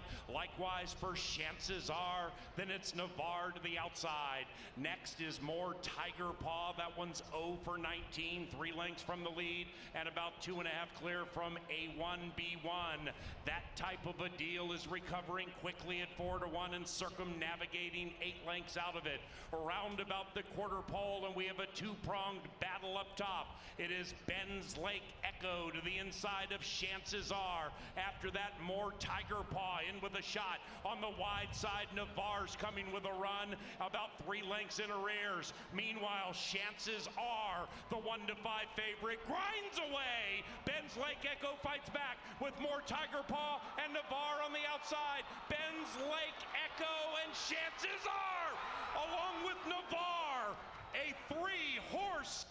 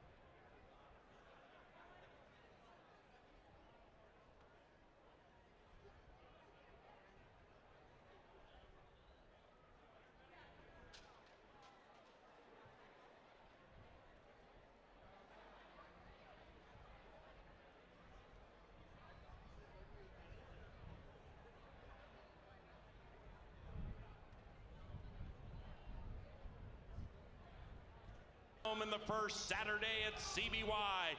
Peppermint battles it out with Call 'em All. Call 'em All still with a narrow lead to the inside. Peppermint clings to that one. Those two right together. Late move from Barb's dream come true, but it's going to be too late. Call 'em All resurgent. Call 'em All wins the first. Dual Monarchy, Happy Dancer, Coastal Kid, and between them, Arrogancy.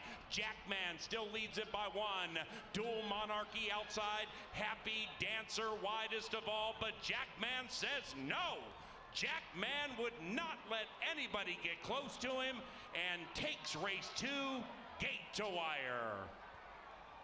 They went 21-4 on Moral Dilemma, trying to hunt down Speaking Loud. Speaking Loud still there. Moral Dilemma is coming. Veracruz is there. On the outside comes Go West Go, and they charge down the Canterbury stretch, and Moral Dilemma trying to get to Speaking Loud. Outside is Go West Go. Go West Go, Moral Dilemma. Moral Dilemma, Go West Go. Tight photo. Hold them all. Moral Dilemma maybe by a nostril, but it's very close. Or Tiger Paw in with a shot on the wide side. Navarre's coming with a run, about 3 lengths in arrears. Meanwhile, chances are the 1-5 favorite grinds away. Ben's Lake Echo fights back with more Tiger Paw and Navarre on the outside. Ben's Lake Echo, and chances are, along with Navarre, a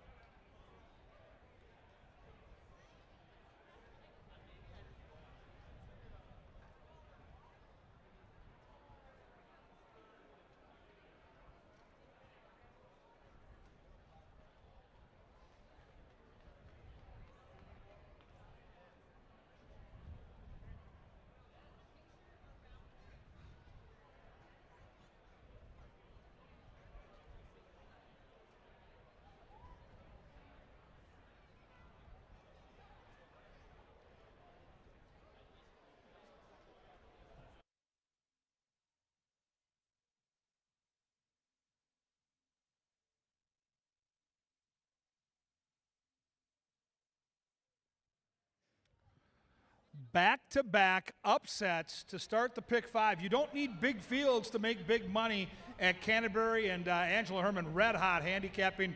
She had Navarre last race, and we have a birthday here. Sydney is turning 32. Happy birthday to Sydney. Her and her family are out having the time of their lives. Beautiful weather, great racing, and Ange, that's what I love about these cards here in the opening week and change of racing at Canterbury. The field size is small. It's significantly smaller than we're used to, but we are still seeing prices.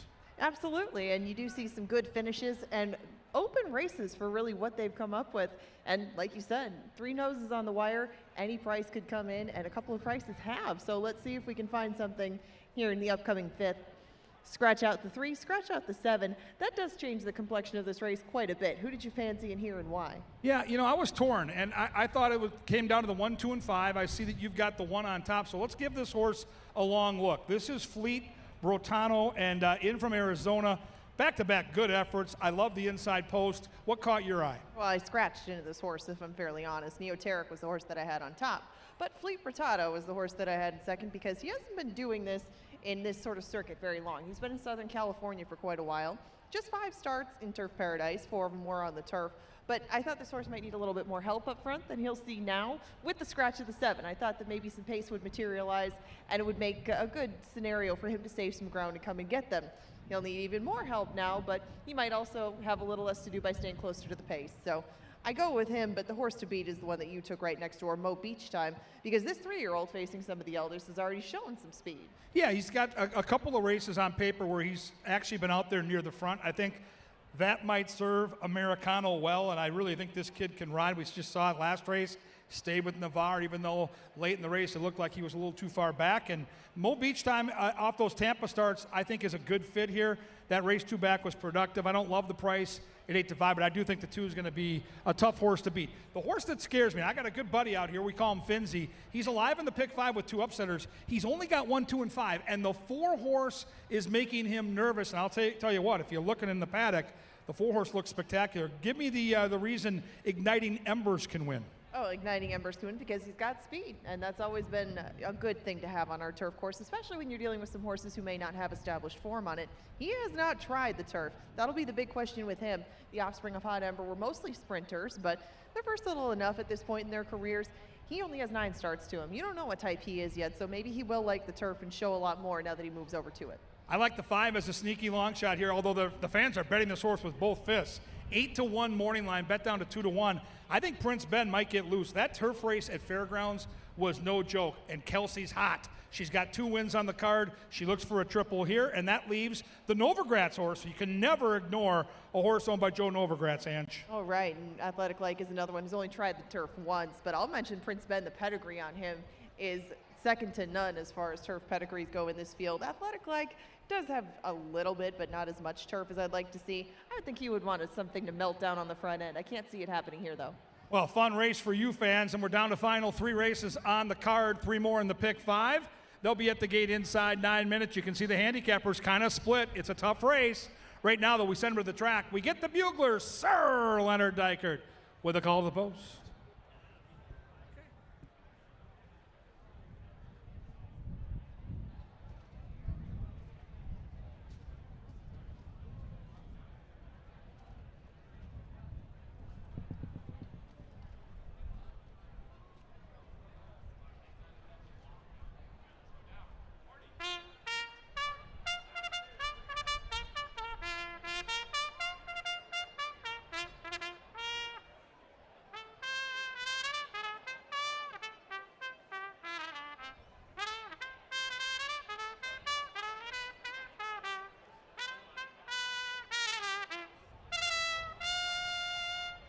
How about that, Sir Leonard Dykert, our bugler, to the firm turf course for the 5th, scratch 3 and 7.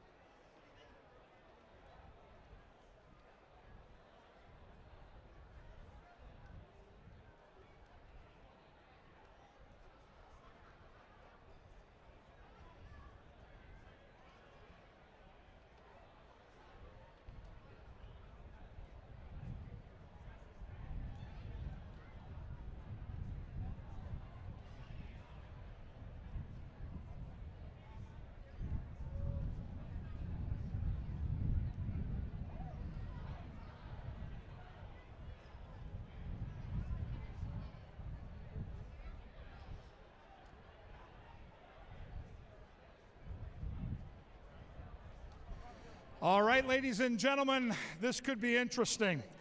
We've never done this before, and it could get ugly. We've got the wheelbarrow races here. Inside, we got the young guys. Give them a wave. Young guys. Outside, we got the old guys. When I say old, they're not even 30, but they're older compared to the young guys. We got our mascot out here, Lucky, and here's how the game works. You can see right now they've got one in the wheelbarrow, one wheeling. They go down to that line. They switch positions. They come back. First one back gets a daily double pack worth almost $100 from Canterbury. Second place still wins passes. It's physical. You can bump and grind. You got a mascot out there. Who knows what Lucky will do? This is crazy. Here come the young guys. Here come the old guys. Ready, set, go! And there they go. Old guys take the young guys, look like an erratic shopping cart. They get around the mascot. They switch spots. And they come charging for the money. Old guys have the lead, but they're old. They might get tired. And the young guys are charging. It's going to be tight. It's going to be close. And the old guys get the money. Hey. Hey. Give them a round of applause. It wasn't pretty, but it was effective. And they've gone home with a free daily double pack. And the young guys with the walk of shame as Will and Bennett and their boys just look on in total disgust.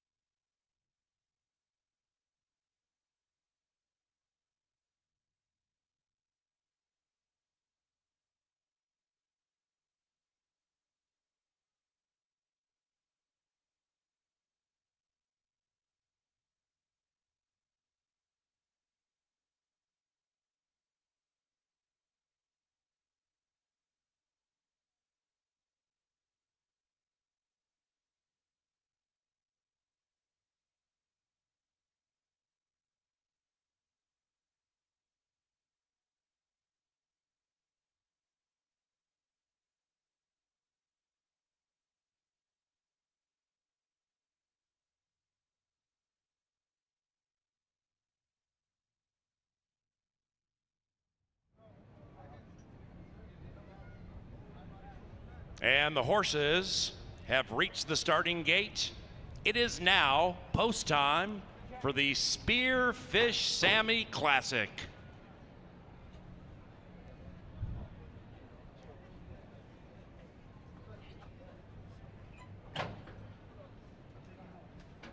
Maidens into the gate. Mo Beach Time 9 to 5. Prince Ben 2.5 to 1. Fleet Brotato 2 to 1. One back, about set for the Spearfish. All right, y'all. Let's get set. Turf time. No. And they're racing. Number 5, Prince Ben, broke in a tangle. The 5 broke awkwardly and is in last. Mo Beach Time is looking to lounge in the winner's circle. It is Mo Beach Time cutting the corner with the lead. Numbers 4 and 6 in very, very tightly. Number 4, Igniting Embers, did not handle the turn extremely well, and impacted was 6, Athletic Like. They now settle into stride about 4 or 5 lengths behind the leading Mo Beach Time. Then we come to Fleet Brotato, and the one in last is Prince Ben. They're covered by 8 lengths up the Canterbury Park. Barnside they stroll, and they're chasing the even money favorite, Mo Beach Time and Manny Americano. Mo Beach Time leads it by 3. Athletic Like is to the outside of Igniting Embers. Fleet Brotato 5 out of it, and about 1.5 clear from Prince Ben. Off the far turn, they bend. It is Mo Beach Time, still confident, still comfortable, still in hand and in command. It is Mo Beach Time by 5. Creeping up on the inside, Igniting Embers. Far outside, Fleet Brotato coming with a run. Athletic Like is next. Prince Ben cuts the corner to the inside and is closing in. Mo Beach Time still leads. Mo Beach Time, wire to wire on his mind. Mo Beach Time, the people's choice, leads it by 3. And Mo Beach Time is gone.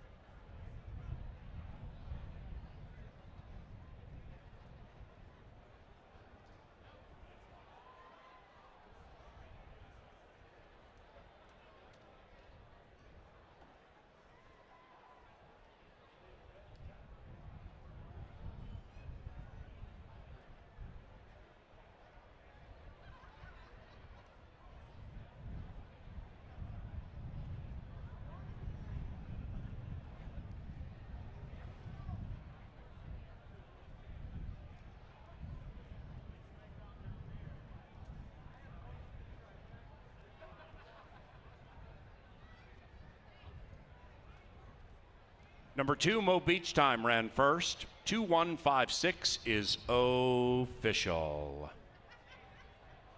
Race number 6 is the Saturday penultimate. No scratches. Dr. Dan's Daily Double, available on races 6 and 7. Hit races 6 and 7 and cash the double.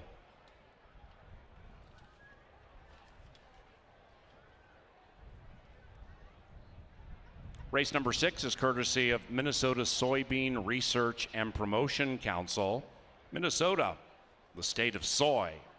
We also thank Hormel, longtime sponsor of racing at Canterbury Park, and Tri-State Bobcat, carrying top brands like Bobcat, Toro, and Steel. Visit Tri-State Bobcat today.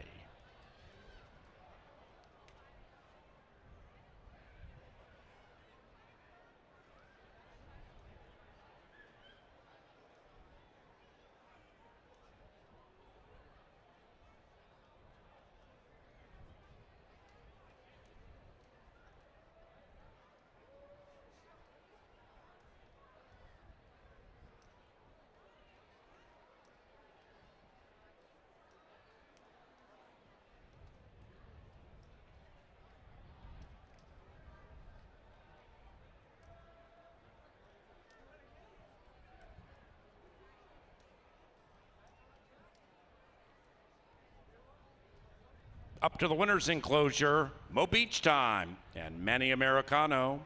The winning owners, Thunder Stride Racing, and the winning trainer, Nick Goodwin. Behold, the maiden breaking Mo Beach Time.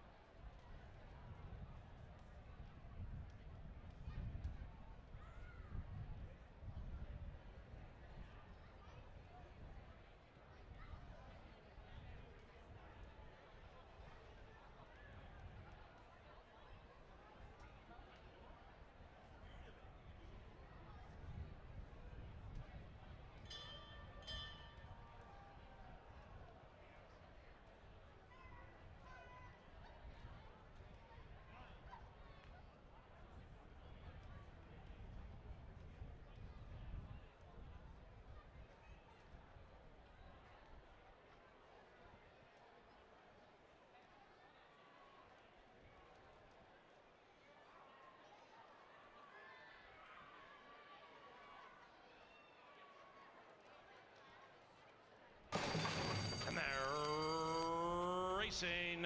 Number 5, Prince Ben, broke in a tangle. The 5 broke awkwardly and is in last. Mo Beach Time is looking to lounge in the winner's circle. It is Mo Beach Time cutting the corner with the lead. Numbers 4 and 6 in very, very tightly. Number 4, Igniting Embers, did not handle the turn extremely well, and impacted was 6, Athletic Like. They now settle into stride about 4 or 5 lengths behind the leading Mo Beach Time.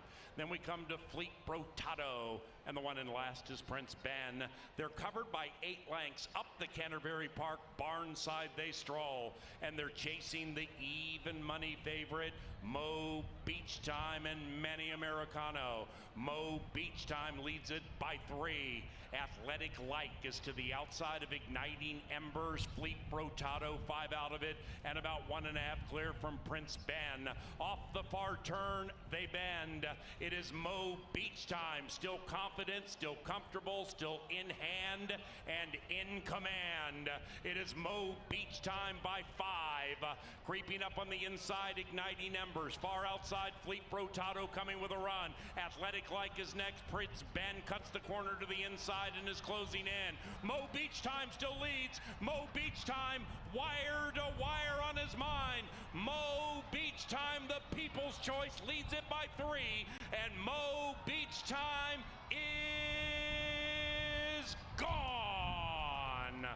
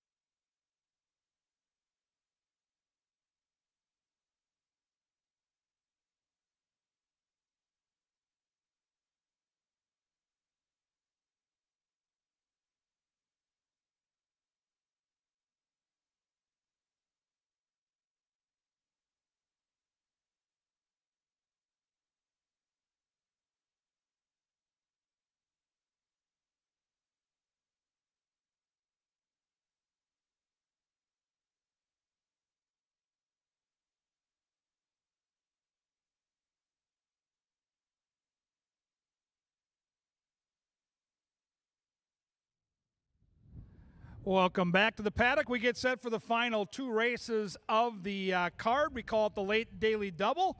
And a real nice crowd on hand. Again, that's been the theme here through the first 4 days of live racing in Canterbury. It's been festive. The weather's been rock solid. And, yeah, we love the big crowds each and every race day. If you're live in the pick 5, a couple of upsets and then a very formful middle leg of that journey. And 2 races left. You're maybe going to find some financial freedom. Good luck if you are alive. Don't forget, we come back tomorrow. Pepsi Family Day, 1 o'clock start. Face painting, a petting zoo, pony rides. Oh, the wonder of it all. And the kids can race on the track at the end of the card. Paul Allen, the voice of the Vikings, does call that race. Speaking of races, this is a humdinger. 6 furlongs, some nice-looking horses, including this girl. She is Mia Baby. And Patrick Fields, under the radar, really good horseman. You saw him earlier get Moral Dilemma home. He's got this horse looking fit as a fiddle. A nice prep race up at Will Rogers. She was fantastic here last season. She's got a heart of gold. She always tries her best. Mia Baby should be off the pace early and should be charging late. She's 5-1. Number 2 is Sending. Gallardo gets the call for Bobby Klein, and the name says it all. The horse is gifted with very much early speed. They'll likely be sending towards the front out of the gate. Number 3 to me is the X factor in the race, because the hot favorite to the outside is hard not to like. But there is other speed, and the 3 looks like a proven closer, and there's that jockey again, Manny Americano. And boy, can this kid ride. Back-to-back wins in the saddle. Good-looking horse, the 3. If you like a horse that makes a late push, you're going to fall in love with the 3. September Magic, looking for a little magic here at the end of May. Number 4 is Speedy. Her name is Classical Echo. I expect Echo and Laura to be out there winging it either on or near the lead. Expect speed from Classical Echo at 7-1. 5 is Miracle Ball for Rocket Wrench. Gotta love Rocket Wrench. Big-time supporters of our racing here in Minnesota. Quinones gets the call for Fuentes. Turf to Dirt is the handicapping angle. She showed keen speed going longer on the grass last time. They shorten up, they move to the dirt, and the horse looks really good here in the paddock. Now, we've come to the outside horse. It's the power play of the day for me. This is Auntie Vodka. Fuentes gets the call for Mac. She is a 3-year-old, and she's facing older for the first time. That can be pesky, but man, I went back and watched her last race in Hot Springs, Arkansas at Oaklawn Park. That 86 Beyer speed figure is legit. She stopped the clocks in 110 flat, and what I love about her is she's come to Canterbury and got familiar with our racetrack with back-to-back morning workouts, which are like a practice for an athlete. And man, is she a good-looking Steely Gray. She's 6-5, she's speedy, and she is going to take some beating tonight. Here we go. A 6-pack, a separator in the pick 5. Who do you like? The 6 ladies are strolling out of the paddock. They'll be at the gate inside 8 right now. We send her to the track, as always, to get Sir Leonard Dykert and the call to the post.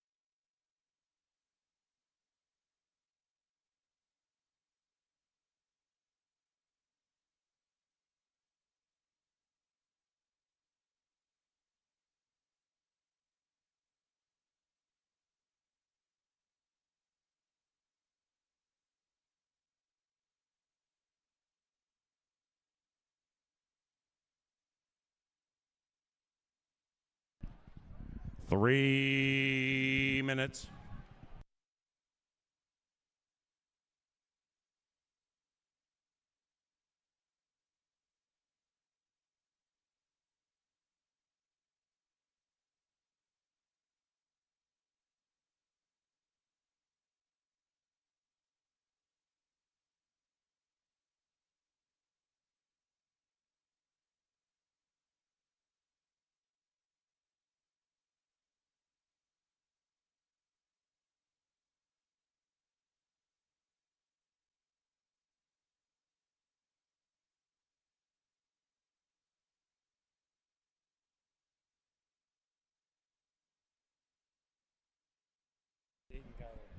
Ladies and gentlemen, a very happy birthday to Afton and Dayton Geyer, celebrating their birthday at CBY.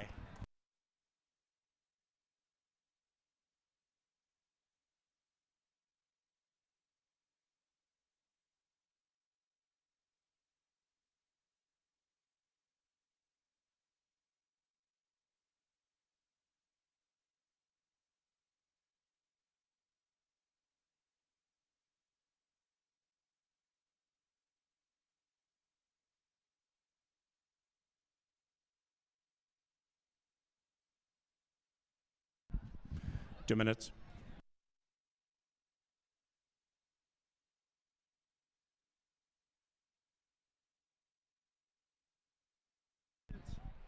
Two minutes.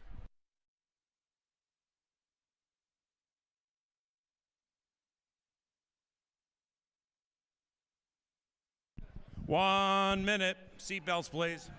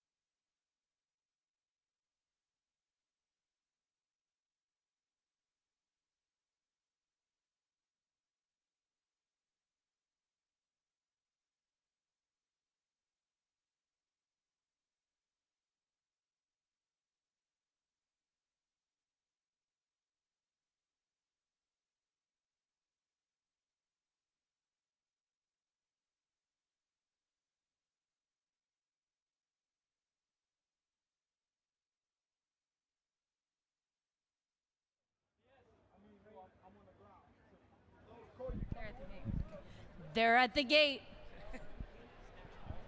It is now.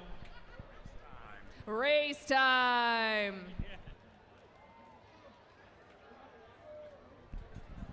Into the gate for race 6, the Spearfish Sammy Classic.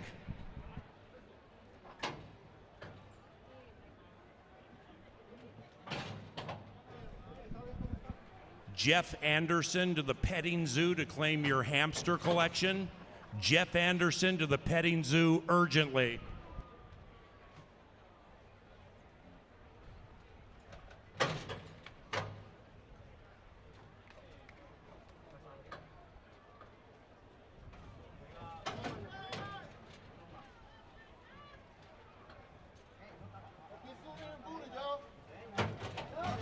Auntie Vodka favored in a 6-pack on a Saturday at Canterbury.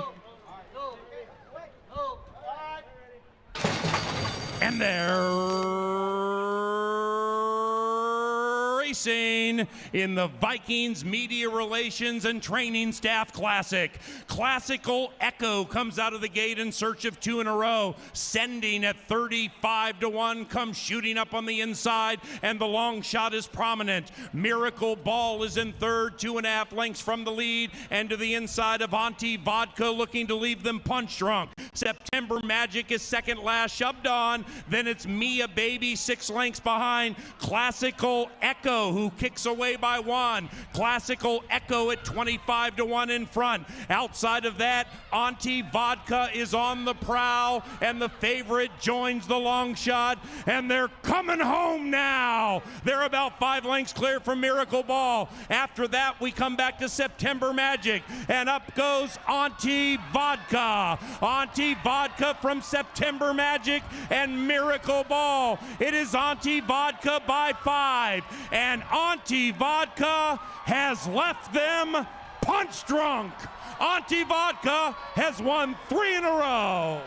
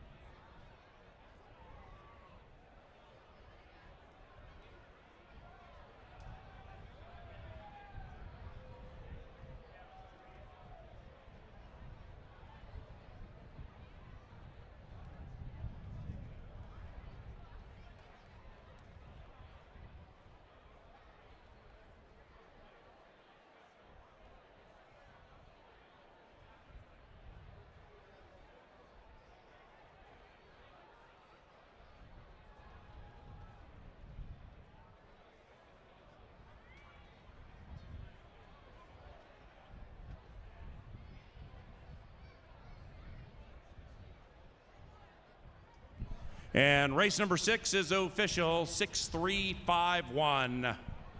The 7th is the lucky last.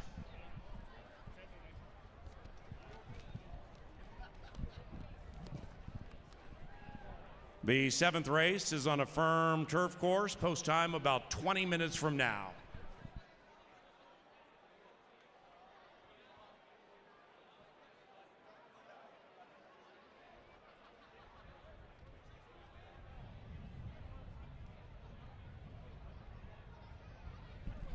Now entering the winner's enclosure for a 3rd consecutive time, she is Auntie Vodka. The winning rider, Luis Fuentes. The winning owner, John Mentz. And the winning trainer, Mac Robertson. Behold Auntie Vodka.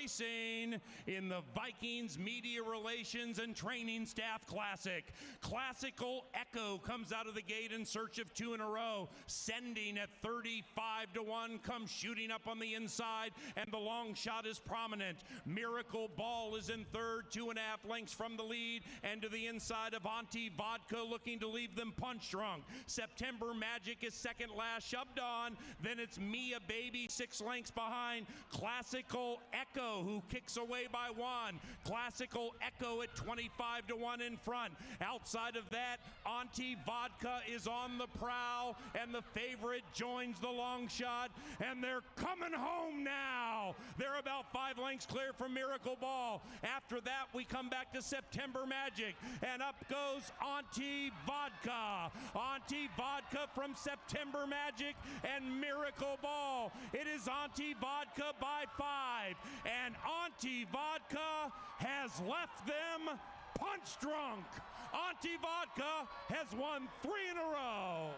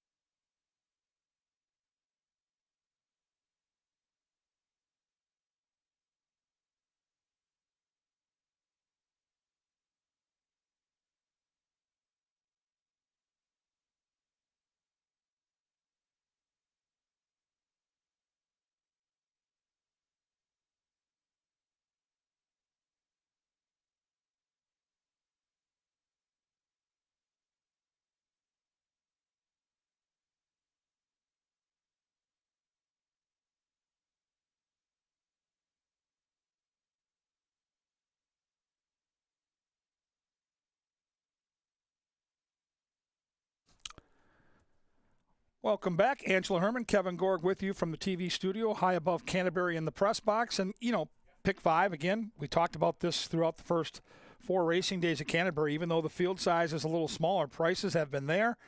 And this pick 5, even one of the heavy favorite here, is paying over $250. So it's exciting that people now can put together tickets that aren't as expensive and have a chance to score for really nice amounts of money. Exactly, and that just shows the importance of looking for favorites that you can beat, because along the way you might have to use some, but there might be some who are vulnerable, and those are the ones that make it pay. And as we get to the last race, we will talk about a favorite in here, but not as strong a favorite as I thought it would be. Surprised. Yeah, the board is a bit more wide open than I anticipated. By the will pays, maybe it won't be when they get to the gate, but it's still a race to get through with relatively little experience. Sometimes in turf maidens we see, like earlier, horses who are fairly professional at it. This race you only get at maximum 7 starts out of anybody who's already run. So let's start with one who's shown nothing thus far in the afternoon. First time starter, Ultra Extreme. Your thoughts? Well, they paid $180,000. We've got a double handler in the paddock, which is always a tell. Extreme Racing wins races at a regular basis here, and you got Raquelme, you got Mac Robertson. You got a nice workout pattern. It's just hard to win it at 2 turns first time asking, right? That's, to me, always a challenge. You have to be a really, really good horse to win first time out at 2 turns. But clearly this horse is likely going to be a good thing, and I would not be surprised if he factored here. Yeah, it's tough. I mean, the mare's dropped one sibling who did win first time out, but they're both 10% first time around, pretty average numbers. They did have a nice horse that won at first asking, like this named McCready, these connections, but that was at Delaware. And it, like you said, it just doesn't happen that often. I'm going to give him this race, and maybe think that Dokoto right next door could maybe get a piece at a little bit of a price.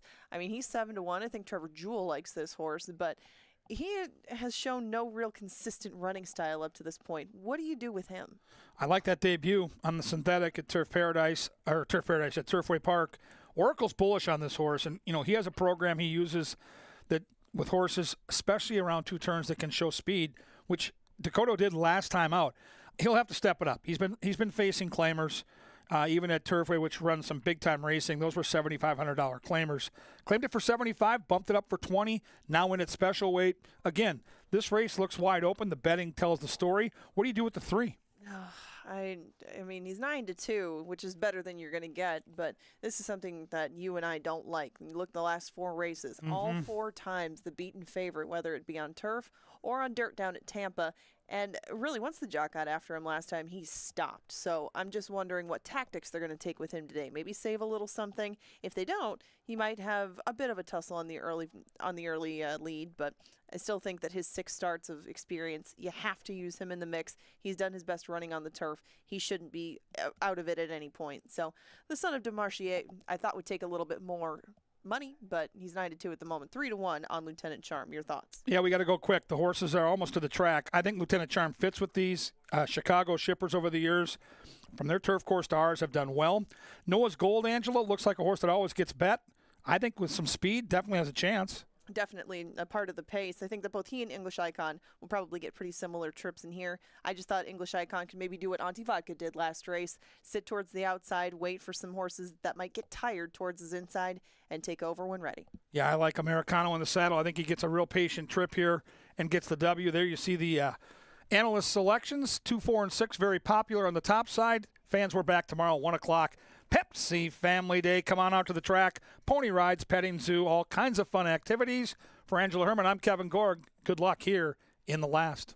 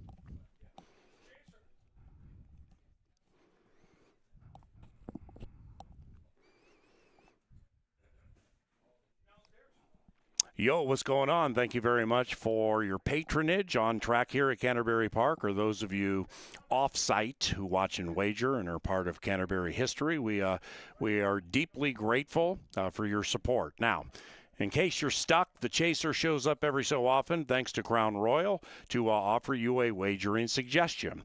And with this one, race number 7, we have a football theme. That guy right there is named Buddy Ryan. And he was the coordinator for the greatest defense in the history of the National Football League, the Chicago Bears' 1985 defense. Now, their defense ran a 46 scheme, about 10 guys, like an amoeba, all around the line of scrimmage. So in honor of the great Buddy Ryan, we're going to do a $46 exacta on 4 and 6. And we're going to swarm like the Chaser does in race 7 and like Buddy's defense did in 85. Go, Buddy. Go 4-6. Best of luck.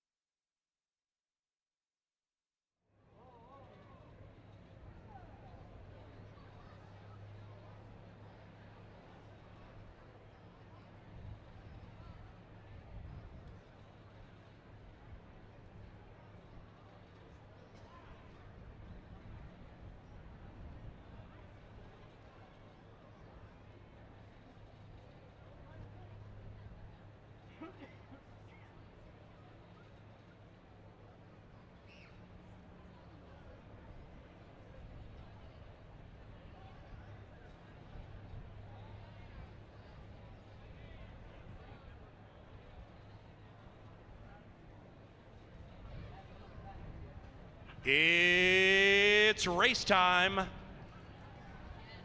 Into the gate for the Jeremy Anderson Classic.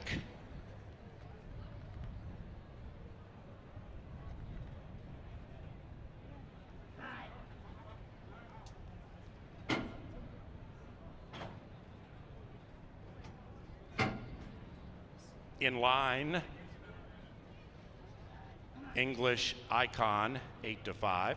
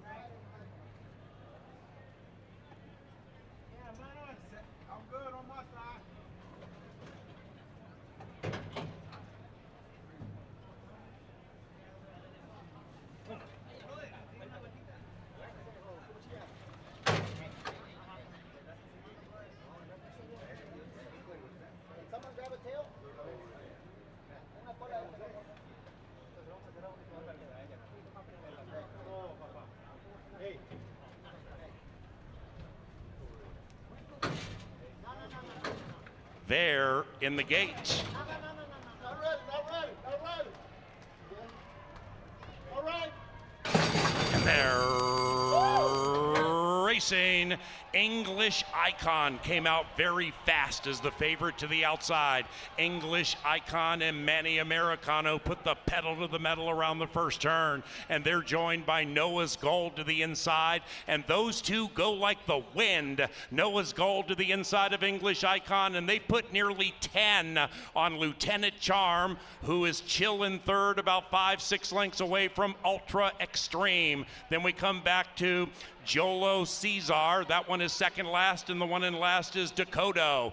A well-strung out field heads up the Canterbury Park barn side, and they're chasing the favorite English Icon. English Icon leads it by 4, handheld. Right behind that one, Noah's Gold. Then we come to Lieutenant Charm, and they're beginning to creep in on the leader, who still owns it by 3. After that, we come back to Ultra Extreme. The firster is 8 lengths out of it.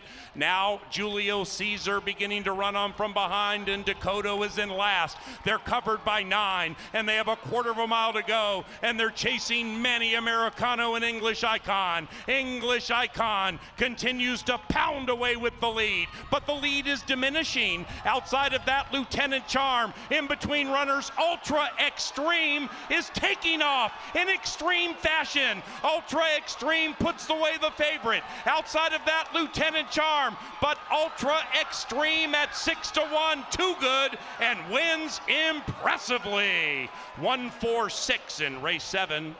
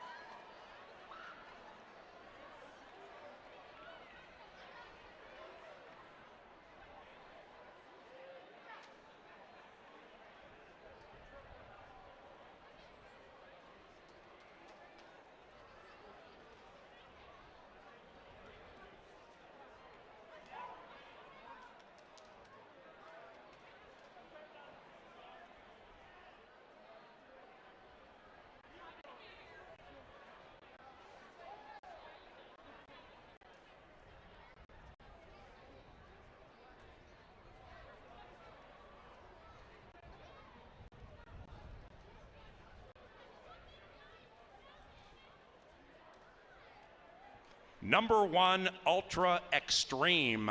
First, it is 1465 in race 7. Results are unofficial. Please hold all tickets.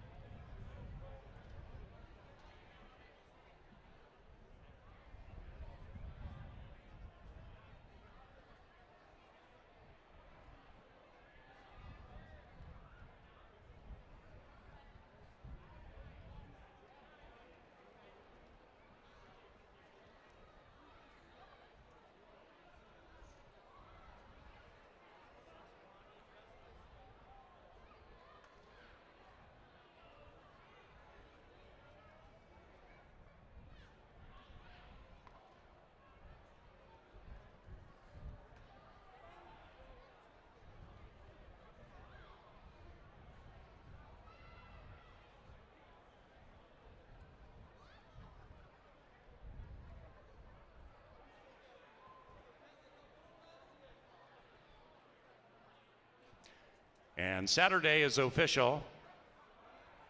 The final pick four, $120.25. And today's pick 5 paid $455 even.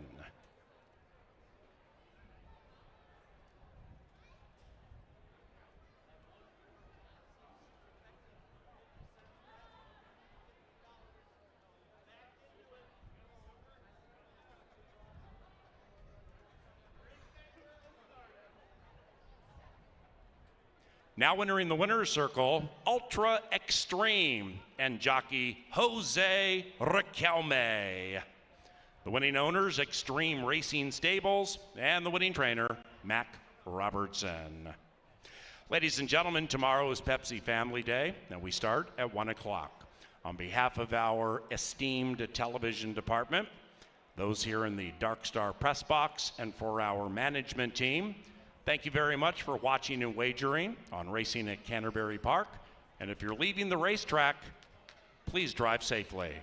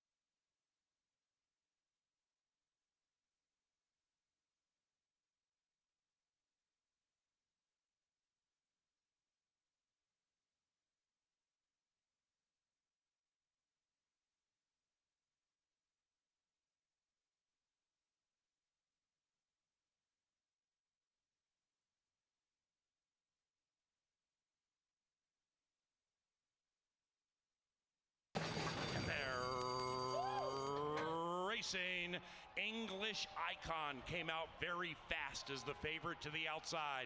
English Icon and Manny Americano put the pedal to the metal around the first turn, and they're joined by Noah's Gold to the inside, and those two go like the wind. Noah's Gold to the inside of English Icon, and they put nearly 10 on Lieutenant Charm, who is chill in third, about 5-6 lengths away from Ultra Extreme. Then we come back to Jolo Caesar. That one is second last, and the one in last is Dakota.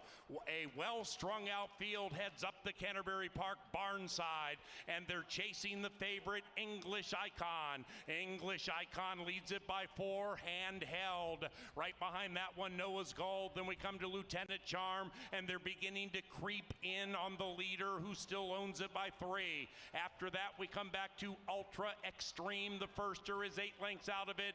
Now Julio Caesar beginning to run on from behind, and Dakota is in last. They're covered by 9, and they have a quarter of a mile to go, and they're chasing Manny Americano and English Icon. English Icon continues to pound away with the lead, but the lead is diminishing. Outside of that, Lieutenant Charm, in between runners, Ultra Extreme is taking off in extreme fashion. Ultra Extreme puts away the favorite. Outside of that, Lieutenant Charm, but Ultra Extreme at 6-1, too good, and wins impressively. 1-4-6 in race 7.